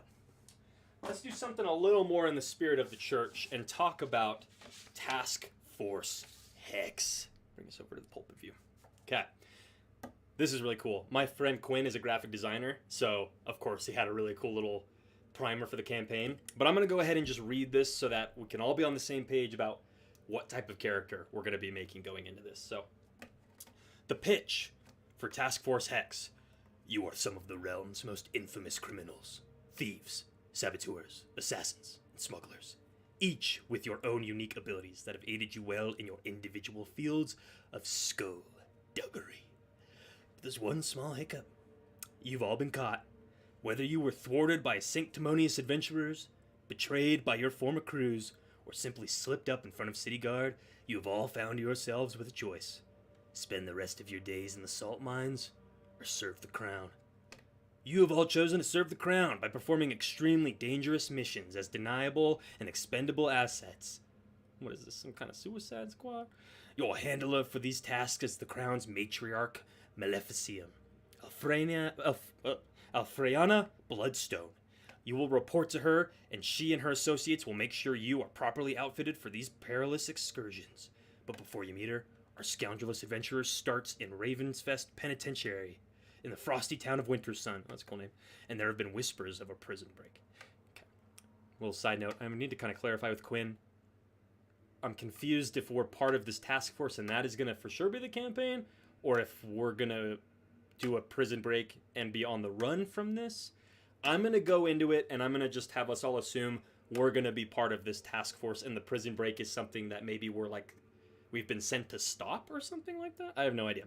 But the game is mostly going to be about tactics. I'm guessing that means combat. A little bit of role play, not much exploration. I'm guessing that means we're never going to have the map and have a choice of where we're going. We're being sent places on this team, which again leads me to believe that's what we're doing. And this prison break is, I don't know how we're going to handle that. I'm curious about that. Oh, TPK Terrain is in this game too, actually. I forgot. As a player and GM from all the way back in original D&D, I'm moving into other systems. I've heard good things about Mothership. Mothership does look very interesting, but TPK Terrain, don't deny it. You're in this campaign too. You're going to be over here at my house tomorrow night, and we're going to be playing this, so bring your A game. But some notes here that I thought were interesting. While you will be playing criminals, this does not mean your character needs to be evil. And should you choose to play an evil character, they must be likable and they must work well with the rest of the table. Use series like Pirates of the Caribbean, The Suicide Squad, or Guardians of the Galaxy as North Stars for the types of characters this game requires. I really, really like that. That's like the coolest part, I think, of his write-up here. I think it's really cool that he gave us these things to compare to for evil characters. Pirates of the Caribbean, Suicide Squad, Guardians of the Galaxy. Great examples to give your player when they're like, I want to be an evil character, but I need to be part of the group. It's like, well, Rocket Raccoon could be an example of an evil character. He's selfish, he's reckless, he's quick to violence, but ultimately he has the character's best interests at heart. And if they couldn't stand him, like they almost couldn't in the first one, they would have sent him, or I guess in the second one too, that was a big part of it, right? They almost got rid of Rocket, but he's likable enough they kept him around. And then some keywords he gave us here are swashbuckling, high fantasy, Grimm's fairy tale, criminal underworld, heists, political, and scoundrels. So, my lovely congregation, what kind of character should I play in this campaign with that information? Whoa. What kind of ideas do we have for, and this can be any class, anything. I want to hear when you kind of have read this pitch and you think, what type of character would I want to play? What jumps to mind? And we don't need to worry about, like, we're not going to build the character sheet or anything like that today. Because, again, I think the rulebook does a good enough job of walking you through it that I don't really need to do it on stream. And also, I don't want to. That would take too long. I want to just brainstorm the ideas that I can bring to our session 0 tomorrow. Let's see. Sebastian. Oh, no, sorry, Sebastian. He was talking about something else. I'm going to move on. What system am I playing? Oh, Twisted Mage. I guess I should have said that again. We are playing the new edition of D&D. We are playing 5/5.5/6th edition. So maybe I'll just actually, let's do this. I should show the class option page. Where is that? There we go. Okay. What would be interesting off this list? A bard, I feel like I was very quickly drawn to, along with rogue, because those are easy to fit into the criminal, skullduggery type campaign. Someone with a silver tongue or someone who's the pickpocket. So I kind of want to avoid those, honestly. I want to do something a little more out there, a little not what you would normally expect. No surprise there, right? That's always what I try to do. Ooh, a druid, says Tanner. A sea-bound druid. Okay, a druid, and yeah. So what could we do to make them a criminal? Because we gotta remember, we ended up in jail. We are criminals, so we can't just be like a normal druid from a druidic circle. It'd have to be something else. Maybe like I had an idea for like a pack rat type character, like someone who they're really good at getting their hands on things. They're the pickpocket, but they hoard it, and they almost like bury things. They're always burying their treasure and things that they hide, almost like a squirrel or the pack rat idea, that the things that they get, they're really good at hiding them places for other people to not be able to steal them back. And also maybe the things that they steal to play into the idea of a pack rat, maybe they're not actually that valuable most of the time. Like, it's not like they're burying diamonds and things. They're burying like I'm trying to even think of like a good example. Like man, what would be a comb? Like a sort of a hand-whittled comb that maybe has a couple busted spines on it or whatever, but they really like it because they think it's really fancy. They need to steal it and go bury it somewhere. That was one idea I had, but I don't know if I'm in love with it. You could do some sort of druid that was dealing with monster parts in a port city. Ooh, a monster butcherer. Oh, I like that idea. Yeah, task force. We could do some sort of... Maybe I won't even write class names next to him. Monster black market butcher. That's cool. Okay. What else we got? Twisted Maze says you can never go wrong with a fighter. Yeah, what do we got for fighter that are their subclasses? We could do Battlemaster Champion, Eldritch Knight, or Psy Warrior. Oh yeah, the Psy Warrior was actually pretty cool. Where was that one? There he is. So the Psy Warrior has things like, so they have their psionic powers that can help them. They can project a protective field to negate damage. They can add a little bit of damage to their weapon attacks with their brain, like basically give it extra like force behind it. Or they can move creatures. How could that work for like a Skullduggery? I feel like I had an idea for him, some sort of like security type character. Like he doesn't look very intimidating, but he's able to, you know, he's said to be able to dispatch a group of thugs without raising a single finger or something like that. And it's all because it's in his head, but like I don't know where to go with that. I was kind of inspired by like a John Wick sort of feel too. Like he doesn't say much. He's not like a jerk. He's not a scary guy. He's not scary looking, but he is very, very dangerous. But what's his backstory? What puts him in a fantasy world? Leonard's saying maybe the priest that does last rites for prisoners and managed to smuggle living criminals out for a while. Ooh. Yeah, some of the priest is cool. But we did get caught. So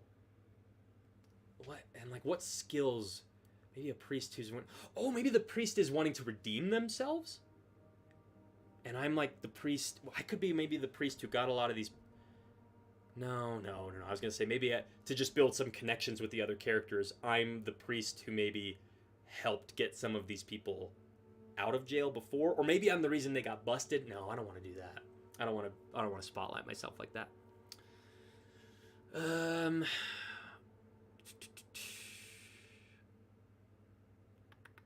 I know. Oh, Barrick, yeah. Artificer is not in the PHB. I was really bummed about that. Actually, really bummed. I felt like that for this embrace of multiverse, kind of higher fantasy, embracing some aspects of sci-fi. I even saw I think there's a couple illustrations in here that have some sci-fi stuff going on. It's weird to not have the Artificer, but I'm sure it's because they're saving it for their Tasha's Cauldron 5.5 release, right? The Smoker or the Wingman. This is an idea from Leonard. Maybe they're tasked with distractions, get in and out for other people. Ooh. Oh, that's cool. They're the distraction guy. They just cause all kinds of weird things to happen with their brain. I like that. What could what's a better word than distraction? I need you to make you're like the maybe we just go with distraction. I don't know. Psy Warrior.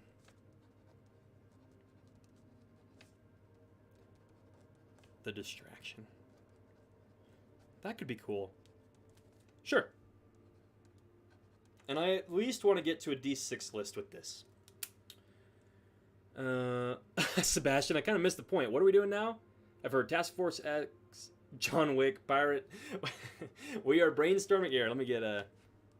Wait, where did my campaign primer go? Wait, where the heck? Where did I put it? Oh, there it is.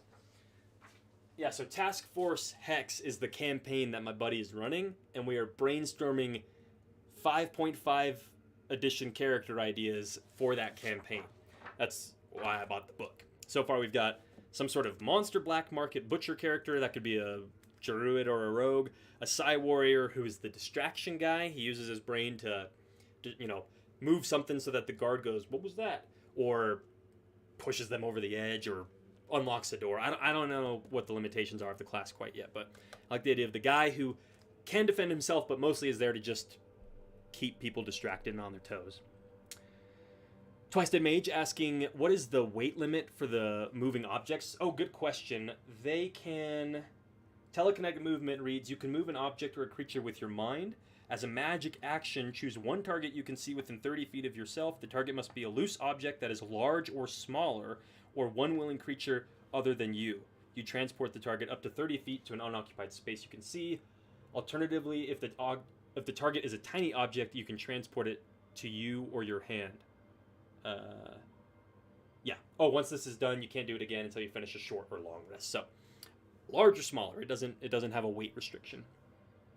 The Decoy. That's a cool name. The Decoy. That's even better. Nice. Or, you know what, actually? That has me thinking for maybe like a rogue shadow class. They could be the bait. Someone who is okay with getting caught. They don't. They're fine if the guard, get them in manacles and throw them in jail because they're just gonna break out. That's almost part of the plan. Get me busted so everybody else can do the job. That requires a GM who's kind of good at or is okay with splitting the party and things like that. But I think our group could probably handle that, or at least I feel like I could handle that character without taking up too much time. Leonard says, I always like the idea of a criminal city ranger, maybe a sniper or stalker. Yeah, some sort of vigilante.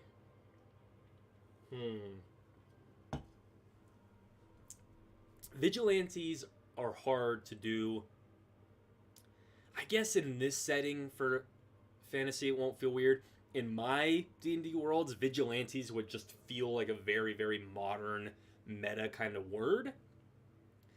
But could we do something? I like the idea of playing someone who was trying to be a good guy and now is teamed up with bad guys and they perceive themselves as a good guy. They're like, I shouldn't be here.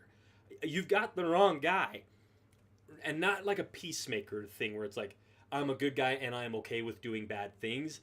I like that this character would have problems working with these evil characters. That could be cool, but I'm not sure what class I would want to do with that. TPK Terrain says maybe you've got the driver, a mage who transports the criminals safely away from the scene of the crime. Could also... Ooh, what would be a good class for movement? That feels like something maybe for the bard. What do we got for bard? Bard's got the College of Dance to harness agility in battle, glamour to weave beguiling Feywild magic, lore to collect knowledge and magical secrets, and valor to wield weapons and shields. Okay, let's look at dance. God, we have to look at dance. What is this character? Why does it look like he has the cheapest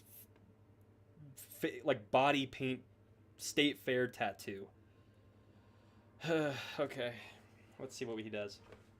College of Dance. Bards of the College of Dance know that the words of creation can't be contained within speech or song. The words are uttered by the movements of celestial bodies and flow through the motions of the smallest creatures. I like that. That's cool. These bards practice a way of being in harmony with the whirling cosmos that emphasizes agility, speed, and grace. Very cool. I like the idea of playing a dancing bard. That's very, very cool. Dazzling footwork can do things like give advantage on a charisma check. You can make your your armor class go up. You can use bardic inspiration to make an unarmed strike. Oh, okay, so it doesn't really do anything to speed up the other characters. Yeah, maybe it does need to be conjuration school wizard. Something about moving things. That could be kind of cool. Let's check out conjuration wizard. I don't remember what did they get? Wizard.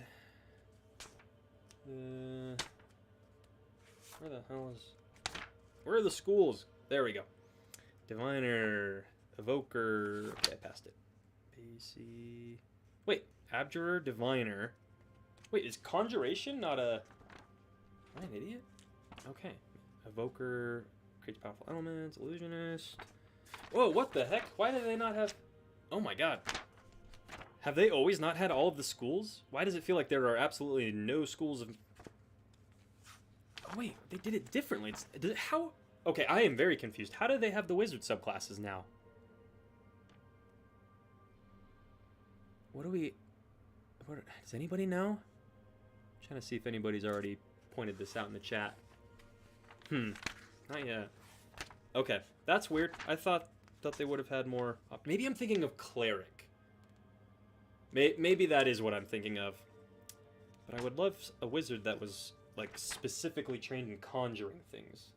Shield companions and banish foes. Learn the secrets of the multiverse. Create explosions. Man. Okay, so then we'd probably want to be an illusionist, I guess, maybe? At level 3, you choose 2 wizard spells from the illusion school, each of which must be no higher than level 2, and add them to your spellbook for free. In addition, whenever you gain access to a new spell, you can add 1 wizard spell from the illusion school to your spellbook for free. Oh, that's kind of cool. So, but it's all about illusions, so that doesn't really do our driver idea, the one who literally gets people in and out. Maybe that is the Psy Warrior. He's the guy who can move people, but you can only move one person 30 feet once between rests, so it doesn't really fit the bill, does it? Barrick's saying maybe we could do a typical barbarian brute henchman. Got abandoned by his boss, has a short temper. Oh, you reminded me. I did have an idea, actually. It was for the Zealot. I was looking at this. This is probably one of my favorite character arts in these sections. I really like this guy. At first, I was like, he doesn't have a neck. But the more I looked at him, the more I actually liked it. His head looks so stupid. He looks so dumb. But I liked the idea of maybe playing the I don't know what you would call him. Not the brute, per se. Like, I don't want him to be the brawler. I see him as the guy who can get you into anything, but not because he's a lockpicker, but because he's got a battering ram as his weapon. Or he uses a great club, and maybe the great club has like a handle at the end so he can swing it, or he can grab it and use it to slam open doors, and that's just like his role. I'm gonna get you in there, but it's not gonna be quiet. So I'm gonna do Zealot, Barbarian, Zealot, Barb, Doorbuster. It's kind of a fun way of describing these characters. The decoy, the bait, the Doorbuster. Yeah, I like that. What could be cool to do with him too? What like species would I do for that? Maybe like an orc or a dwarf. I definitely want to do a dwarf. I love dwarves. They're so fun. But I don't know if he fits any of these quite yet. What could be a good dwarf character? And I know that I don't want to do a dwarf who he digs into places and that's how he steals things. Like that's way too done to death. What would be something different for a dwarf? Let's go back to our classes. Where was my list? Oh, there it is. Okay. Other ideas? Leonard says, play the body double. A soldier that's being a lookalike to a noble gets to substitute him being... Wait, what? The body double idea is cool, but I don't know if that would work for the types of missions we're going on. Like, I don't think anything's going to be long enough or be necessarily... Well, no, maybe. I think he did say it's mostly political, actually, now that I'm thinking about it. But how would I play that in, like, combat? How do you play a body double? I don't know. Twice Dead Mage says, maybe do a Psy Warrior Vault Thrower. No weight limit, just size. Stole the whole damn thing. That's hilarious. Oh, that is very good. TPK Terrain thrown in an idea for the Debt Collector. Breaks bones of those who owe their boss money for a favor. A dwarf debt collector. Ooh, okay. What about... I like the idea of a dwarven debt collector, but instead of doing the classic kneecap breaker, how could we change that up? What could he be? What's another scary thing to have show up? Maybe a... And Warlock has something there. You're showing up, making deals for your patron or something like that, maybe. Or... What about a wizard who is like a transmuter? Instead of showing up and threatening to turn you into to break your kneecaps, you know, and it's not just some like a big threatening thug. It's this like little measly wizard who knocks at your door and threatens to turn you into a newt if you don't pay up. And it's the magics that are so terrifying. I like that. transmuter or a transmutation wizard. And what are they? What is that? The so it wouldn't be the muscle. He's like the threatening. The he's not the enforcer really. Even he's the. He's the. I don't know how to describe him. He's changing what you are. He's the. Now all I can think is the word transmute. The transmuter, but that's not right. What do we got here? TPK Terrain said maybe the cleaner, a warlock whose job is to dispose of things and then clean up any scene that got messy. Could work. Leonard Church for the body double says maybe you're just passing for a noble. You're the face of the group, but you're really the thug. Oh, I see what you're saying. Yeah, it's kind of cool. Oh, fish hook a cheek open. God, jeez Louise, what are you? I like that terrifying thought of a brute or some sort of villain who is using a fish hook to like open. Ooh, actually, that has me thinking. What if instead of just like a generic butcher, what if he was a Leviathan butcher? So he's got big, huge filleting knives, and maybe he has like instead of a knuckle buster, he has like a knuckle grip thing he can grab, but it's got big hooks. And he's ripping and tearing into things' skin with those as he fights. That could be cool. I'm going to turn your gold into lead. Transmuter deck. Oh, that's cool. So, yeah, we'll call him the collector for now. And we'll say, like, gold into copper, maybe. Or no, I like that it was a lead. It was, like, even less valuable. That's cool. Okay. All right, I think we need, what do we need? Like one more? Yeah, one more idea. What do we got? We've got the Butcher. I don't know exactly what class that would be. We've got a fighter, or a Psy Warrior fighter type, a rogue character that is the bait, a barbarian, the doorbuster, the transmuter collector. Is there a class that's not on there that I would want to play? We don't have a cleric, or really anything that does healing. Are there other roles within like the heist type movies that we could do, or even something like way outside the the typical Ocean's 11 type vibe that we're kind of been going with here with our roles? What about like a swashbuckling character or something like straight from the Fae? What could we do there? Maybe someone who has been. What about a spy? Ooh. A Fae spy that has been caught, and now I'm working for the enemy. That's cool. Does anybody have ideas of how we could maybe add to that? What could work for a class? Obviously, spy feels like it's calling to rogue, but could it be I already have a bard character. Warlock, I feel like, or I'm sorry, wizard could work. Like if you are, well. Okay, depending on the type of magic you're using, if you're using them to try and accomplish spy work, but maybe not. Cleric could be like you were a spy, and your disguise was you were doing missionary work. Ooh, that's cool. I like that. What else do we have here? A priest dwarf seducer. Oh my lord. Colin Lee said they could. They used to cut ears or noses and nail it on the doors of their houses and call them jack-o'-lanterns. What? Who did they do that to? Who would they, like, just, I'm guessing criminals and stuff? That is gnarly, Colin. Ugh, man.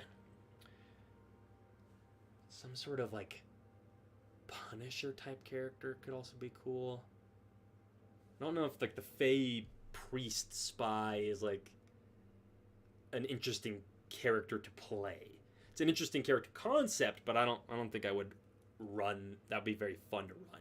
But I'm liking this idea of someone who did like weird occult things, almost like a witch. Ooh, what about a witch who instead of getting burned at the stake, they like that she was spared. You know, it's just Enchantress at this point from the crappy Suicide Squad movie. A witch who's being used for her powers. But could we make that a little different somehow?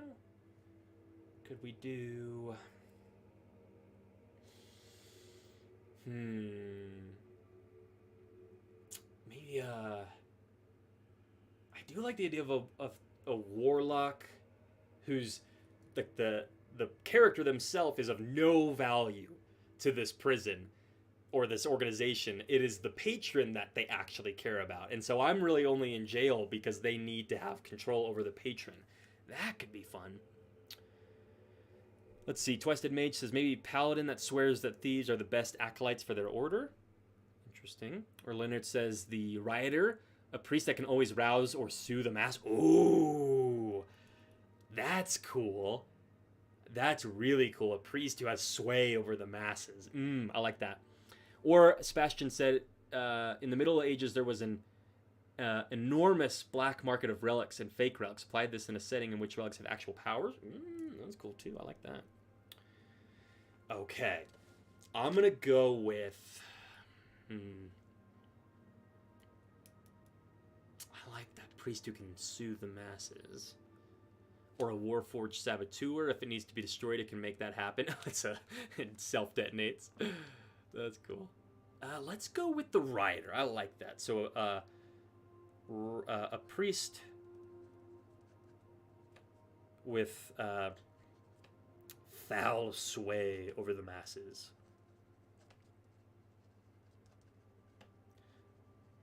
So I would have been burned as a heretic a long time ago if it hadn't been so useful for the things that I could get crowds of people to do. So, oh wow, what the, jeez, I really creased that up bad.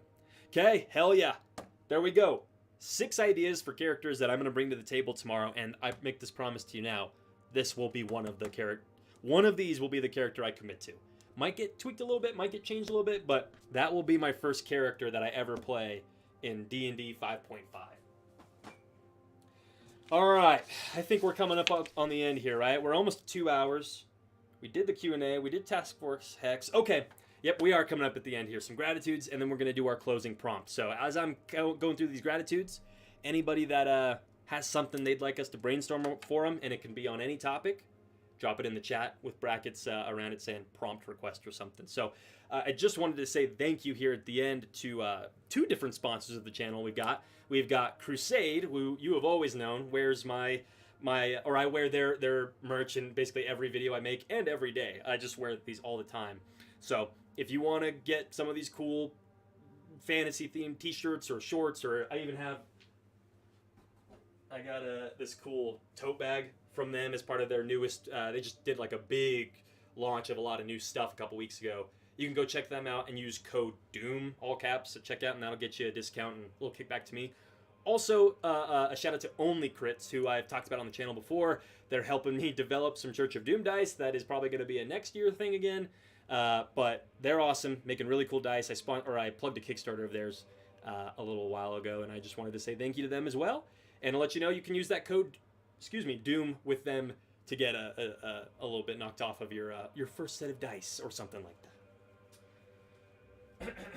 And my last thank you, I want to say thank you to the patrons and the members of the Church of Doom. You make this all possible. I am turning a big chapter in my life right now, getting married and kind of really being brought into adulthood in that sense.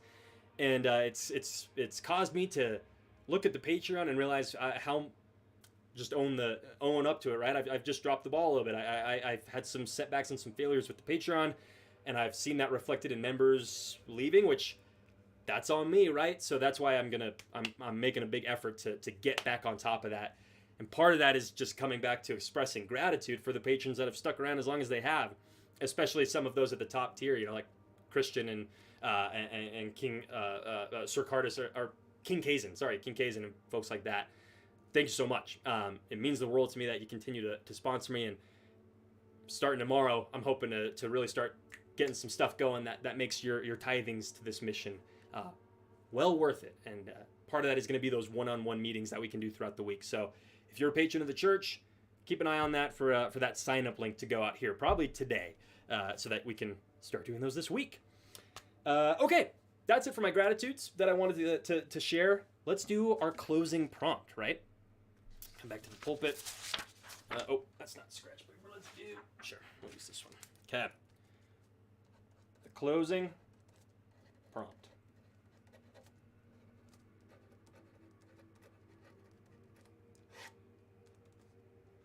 Oh wait, let's not pre-number it again. Who needs help brainstorming something? What do we got? Colin Lee, when are we getting the invitations? The name of the site of the merchandise? Oh yeah, well it's Crusade. That's like the name of. Oh sorry, that's the name of the company, Crusade. So if you search like Crusade T-shirts or Crusade, merch or whatever, you'll find them. But I guess I should probably include links to that down in the description in future videos and after I get off the live of this one. My bad. I'm not seeing any requests yet for a specific random table. I'm gonna think if there's something that I kind of need actually. Is there anything specific that I'd like to do? We've already brainstormed some character ideas. I'd love to. What are we prompting? Leonard asked. Anything. It's like, what do you want? This is meant to be a prompt for a session. Maybe you need help coming up with your own character concept ideas. Maybe you want, I don't know, you just need a list of crafts you want to try out. It doesn't even have to be like super RPG themed. Shrines and sacred places? We could do that twice in Mage. We've done so many shrines in the past though. I'm gonna give it just a sec to see if anybody else has maybe a request that isn't RPG isn't like too RPG themed. We'll see.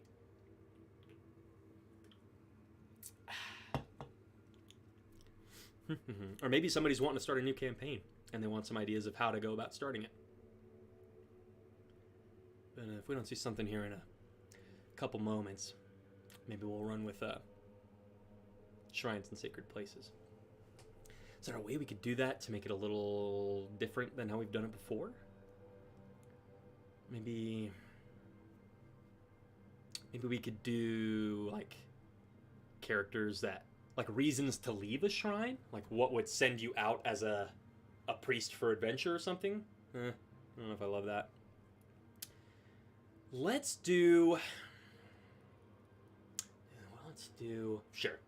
Trusted Mage, let's run with it. Let's do some shrines and sacred places, but let's do, what would be a cool theme for shrine? Not like a sacrificial shrine. All of these need to be things that you can you have to give something, but it'll give you something back. The closing prompt. Sacrificial shrines. Okay. So you give something to the shrine, and it'll give you something back. Let's do a shrine for... I don't want to do blood. I don't want to do anything too obvious, like blood or heart or something. Maybe what about a tongue? If you offer a tongue to the shrine... If you cut out somebody's tongue and leave it here, you can learn, or no, how about you can cast divination? Is that what I'm wanting? No, oh my god, scry. Cast scry. Oops, scry. Oh my god. Sending, or what's like another cool sort of divination messenger type spell? Just like that you offer up this tongue and you can send a word or learn a secret or something. Maybe, or I guess you could attempt divination too. Cool. I guess I should make a note that you can, like, once. One casting of any of those spells if you sacrifice a tongue. That's cool. What else for an idea for a sacrificial shrine?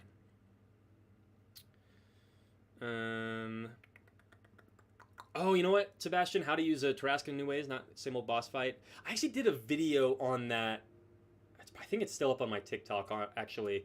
I talked about the new Godzilla movie and kind of some lessons you could learn about Tarrasques from that movie. So just go over to my TikTok and see if you can find that.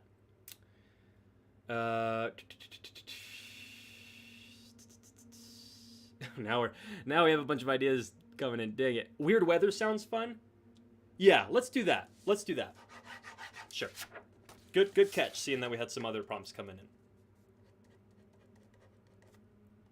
What I should probably do actually in the future is put like a community post up that people can submit, and then we can just have those queued up before we even start. Okay, closing prompt. 1D. Let's just do a D4 list, and then we'll call it with that. 1D4 odd weather events.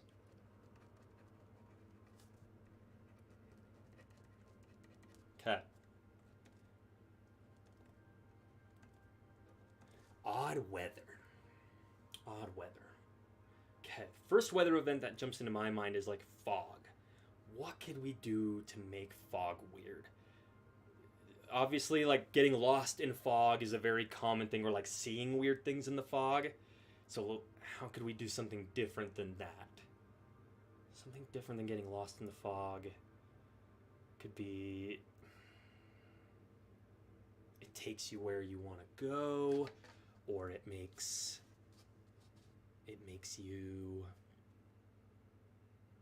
everything really slippery, like slick with moisture. Nah. That's not like weird or odd though. That's just normal weather.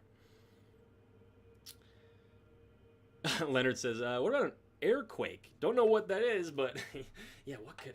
Oh my gosh. I gotta find a better spot for that, because I bump that every single time I step away. Odd weather. Ooh, what about a... Here's one that popped into my head. Rain that chills metal to freezing temperatures.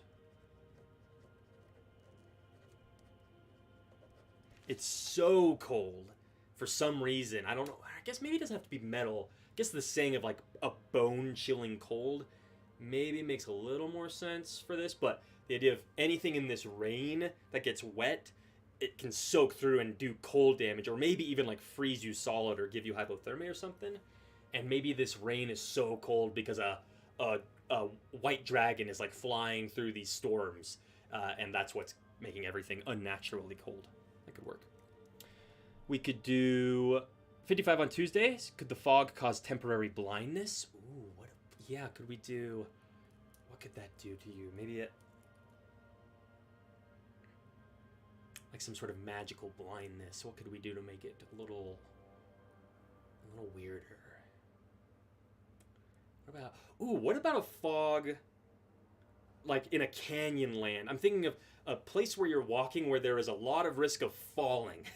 Falling, stepping over a cliff or over the edge, and the fog is what makes it so difficult to tell where you're about to step. Let's do fog covering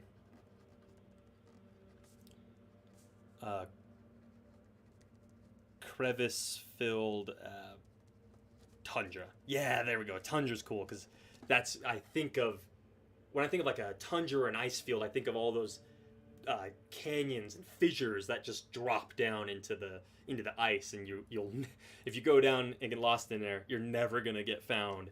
That's some scary stuff. And fog kind of filling it up, almost like little ponds, almost like you can't tell how deep it is because the fog just settles down into them. That's cool. Good idea. 55 on Tuesday. Thanks for commenting something about fog. Twice Dead Mage saying maybe the fog is connected to the cloud giant's realm. Wander for too long, you'll end up in the sky. Oh, it lifts you up. That's pretty cool.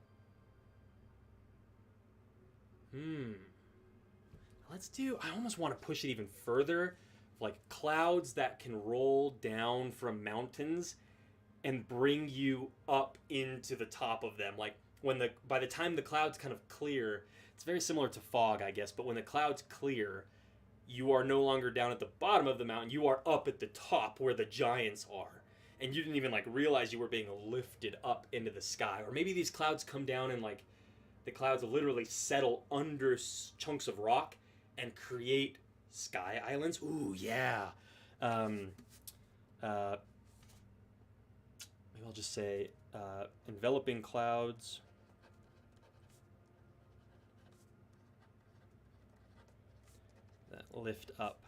That lift new sky islands. Awesome. That's a cool one. Okay, last one. Let's get one more. Leonard says maybe it's a fog that awakens arcane powers. Jacob Price saying the air thickens. Oh, there's another bump of the camera.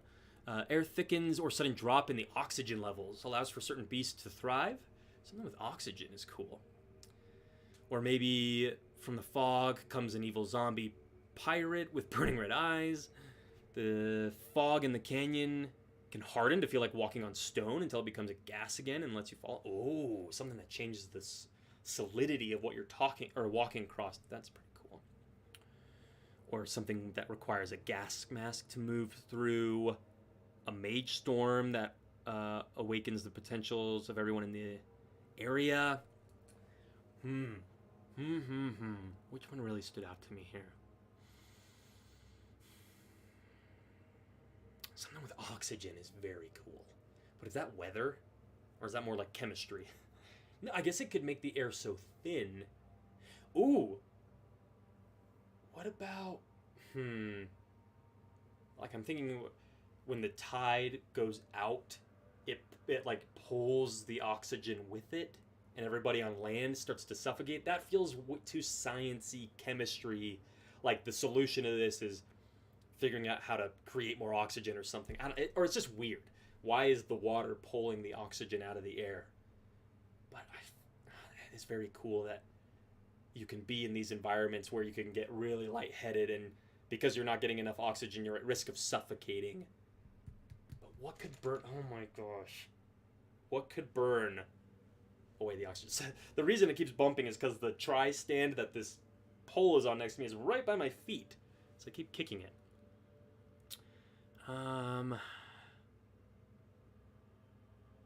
Sun rays are extremely hot and you need to stay under the shade of clouds. I've kind of done things like that in the past. What if during certain times of the day the oxygen got very thin for whatever reason? Like during the day it burnt.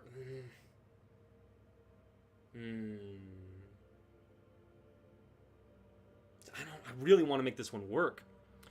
Ooh, frozen lightning storms. That's cool. The moment lightning strikes the ground, it freezes in place.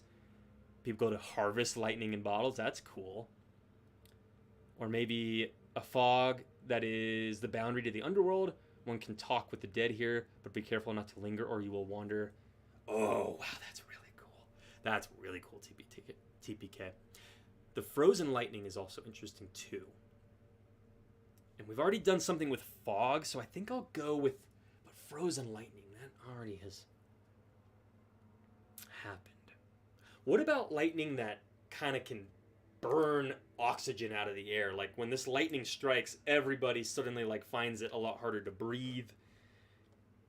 Or like a fog or a breath stealer.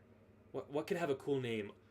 A breath stealer fog, a breath stealer tide, or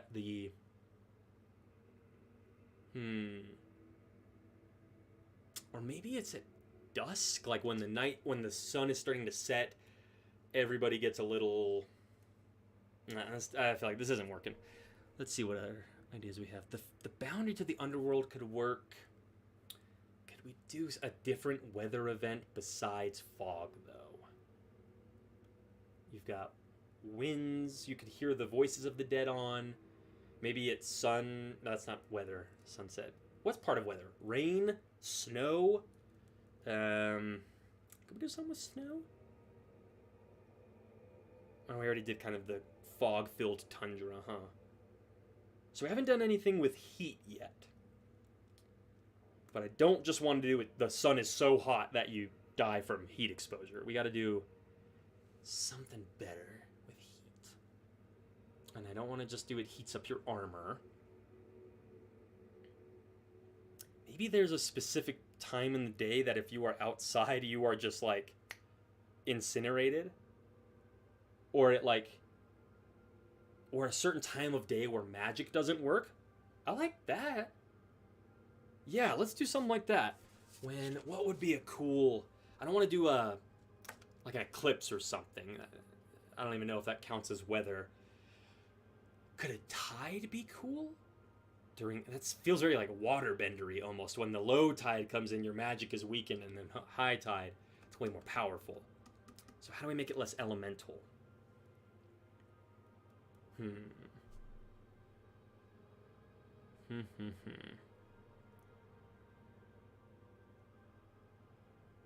I'm struggling with this one. What about if it's really hot, like a desert that is so hot, illusions don't work in them, like it just burns them away? Or a fog that continuously crystallizes? Or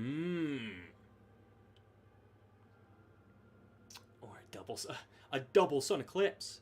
Ooh, a rainbow could be kind of cool. Wherever like a rainbow touches down, that creates maybe something with TPK Terrain's idea. It's a boundary between two places.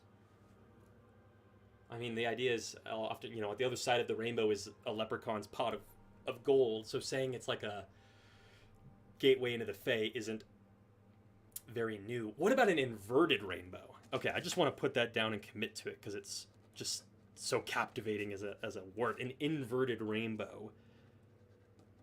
What could an inverted rainbow do or cause?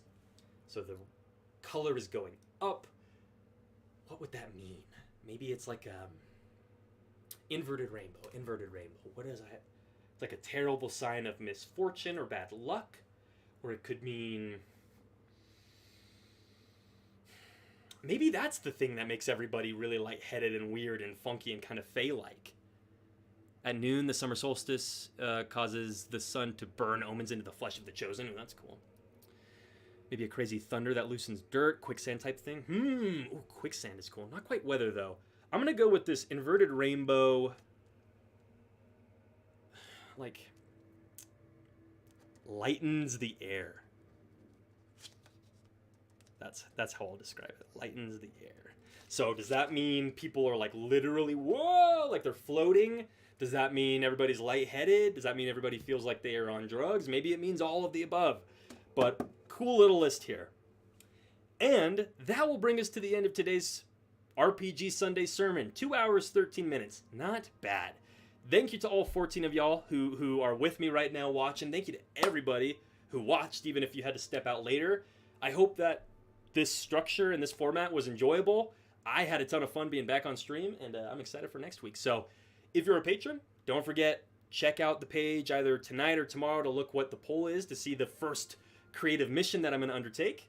And besides that, I think I'm going to jump. I was going to say jump and bounce at the same time.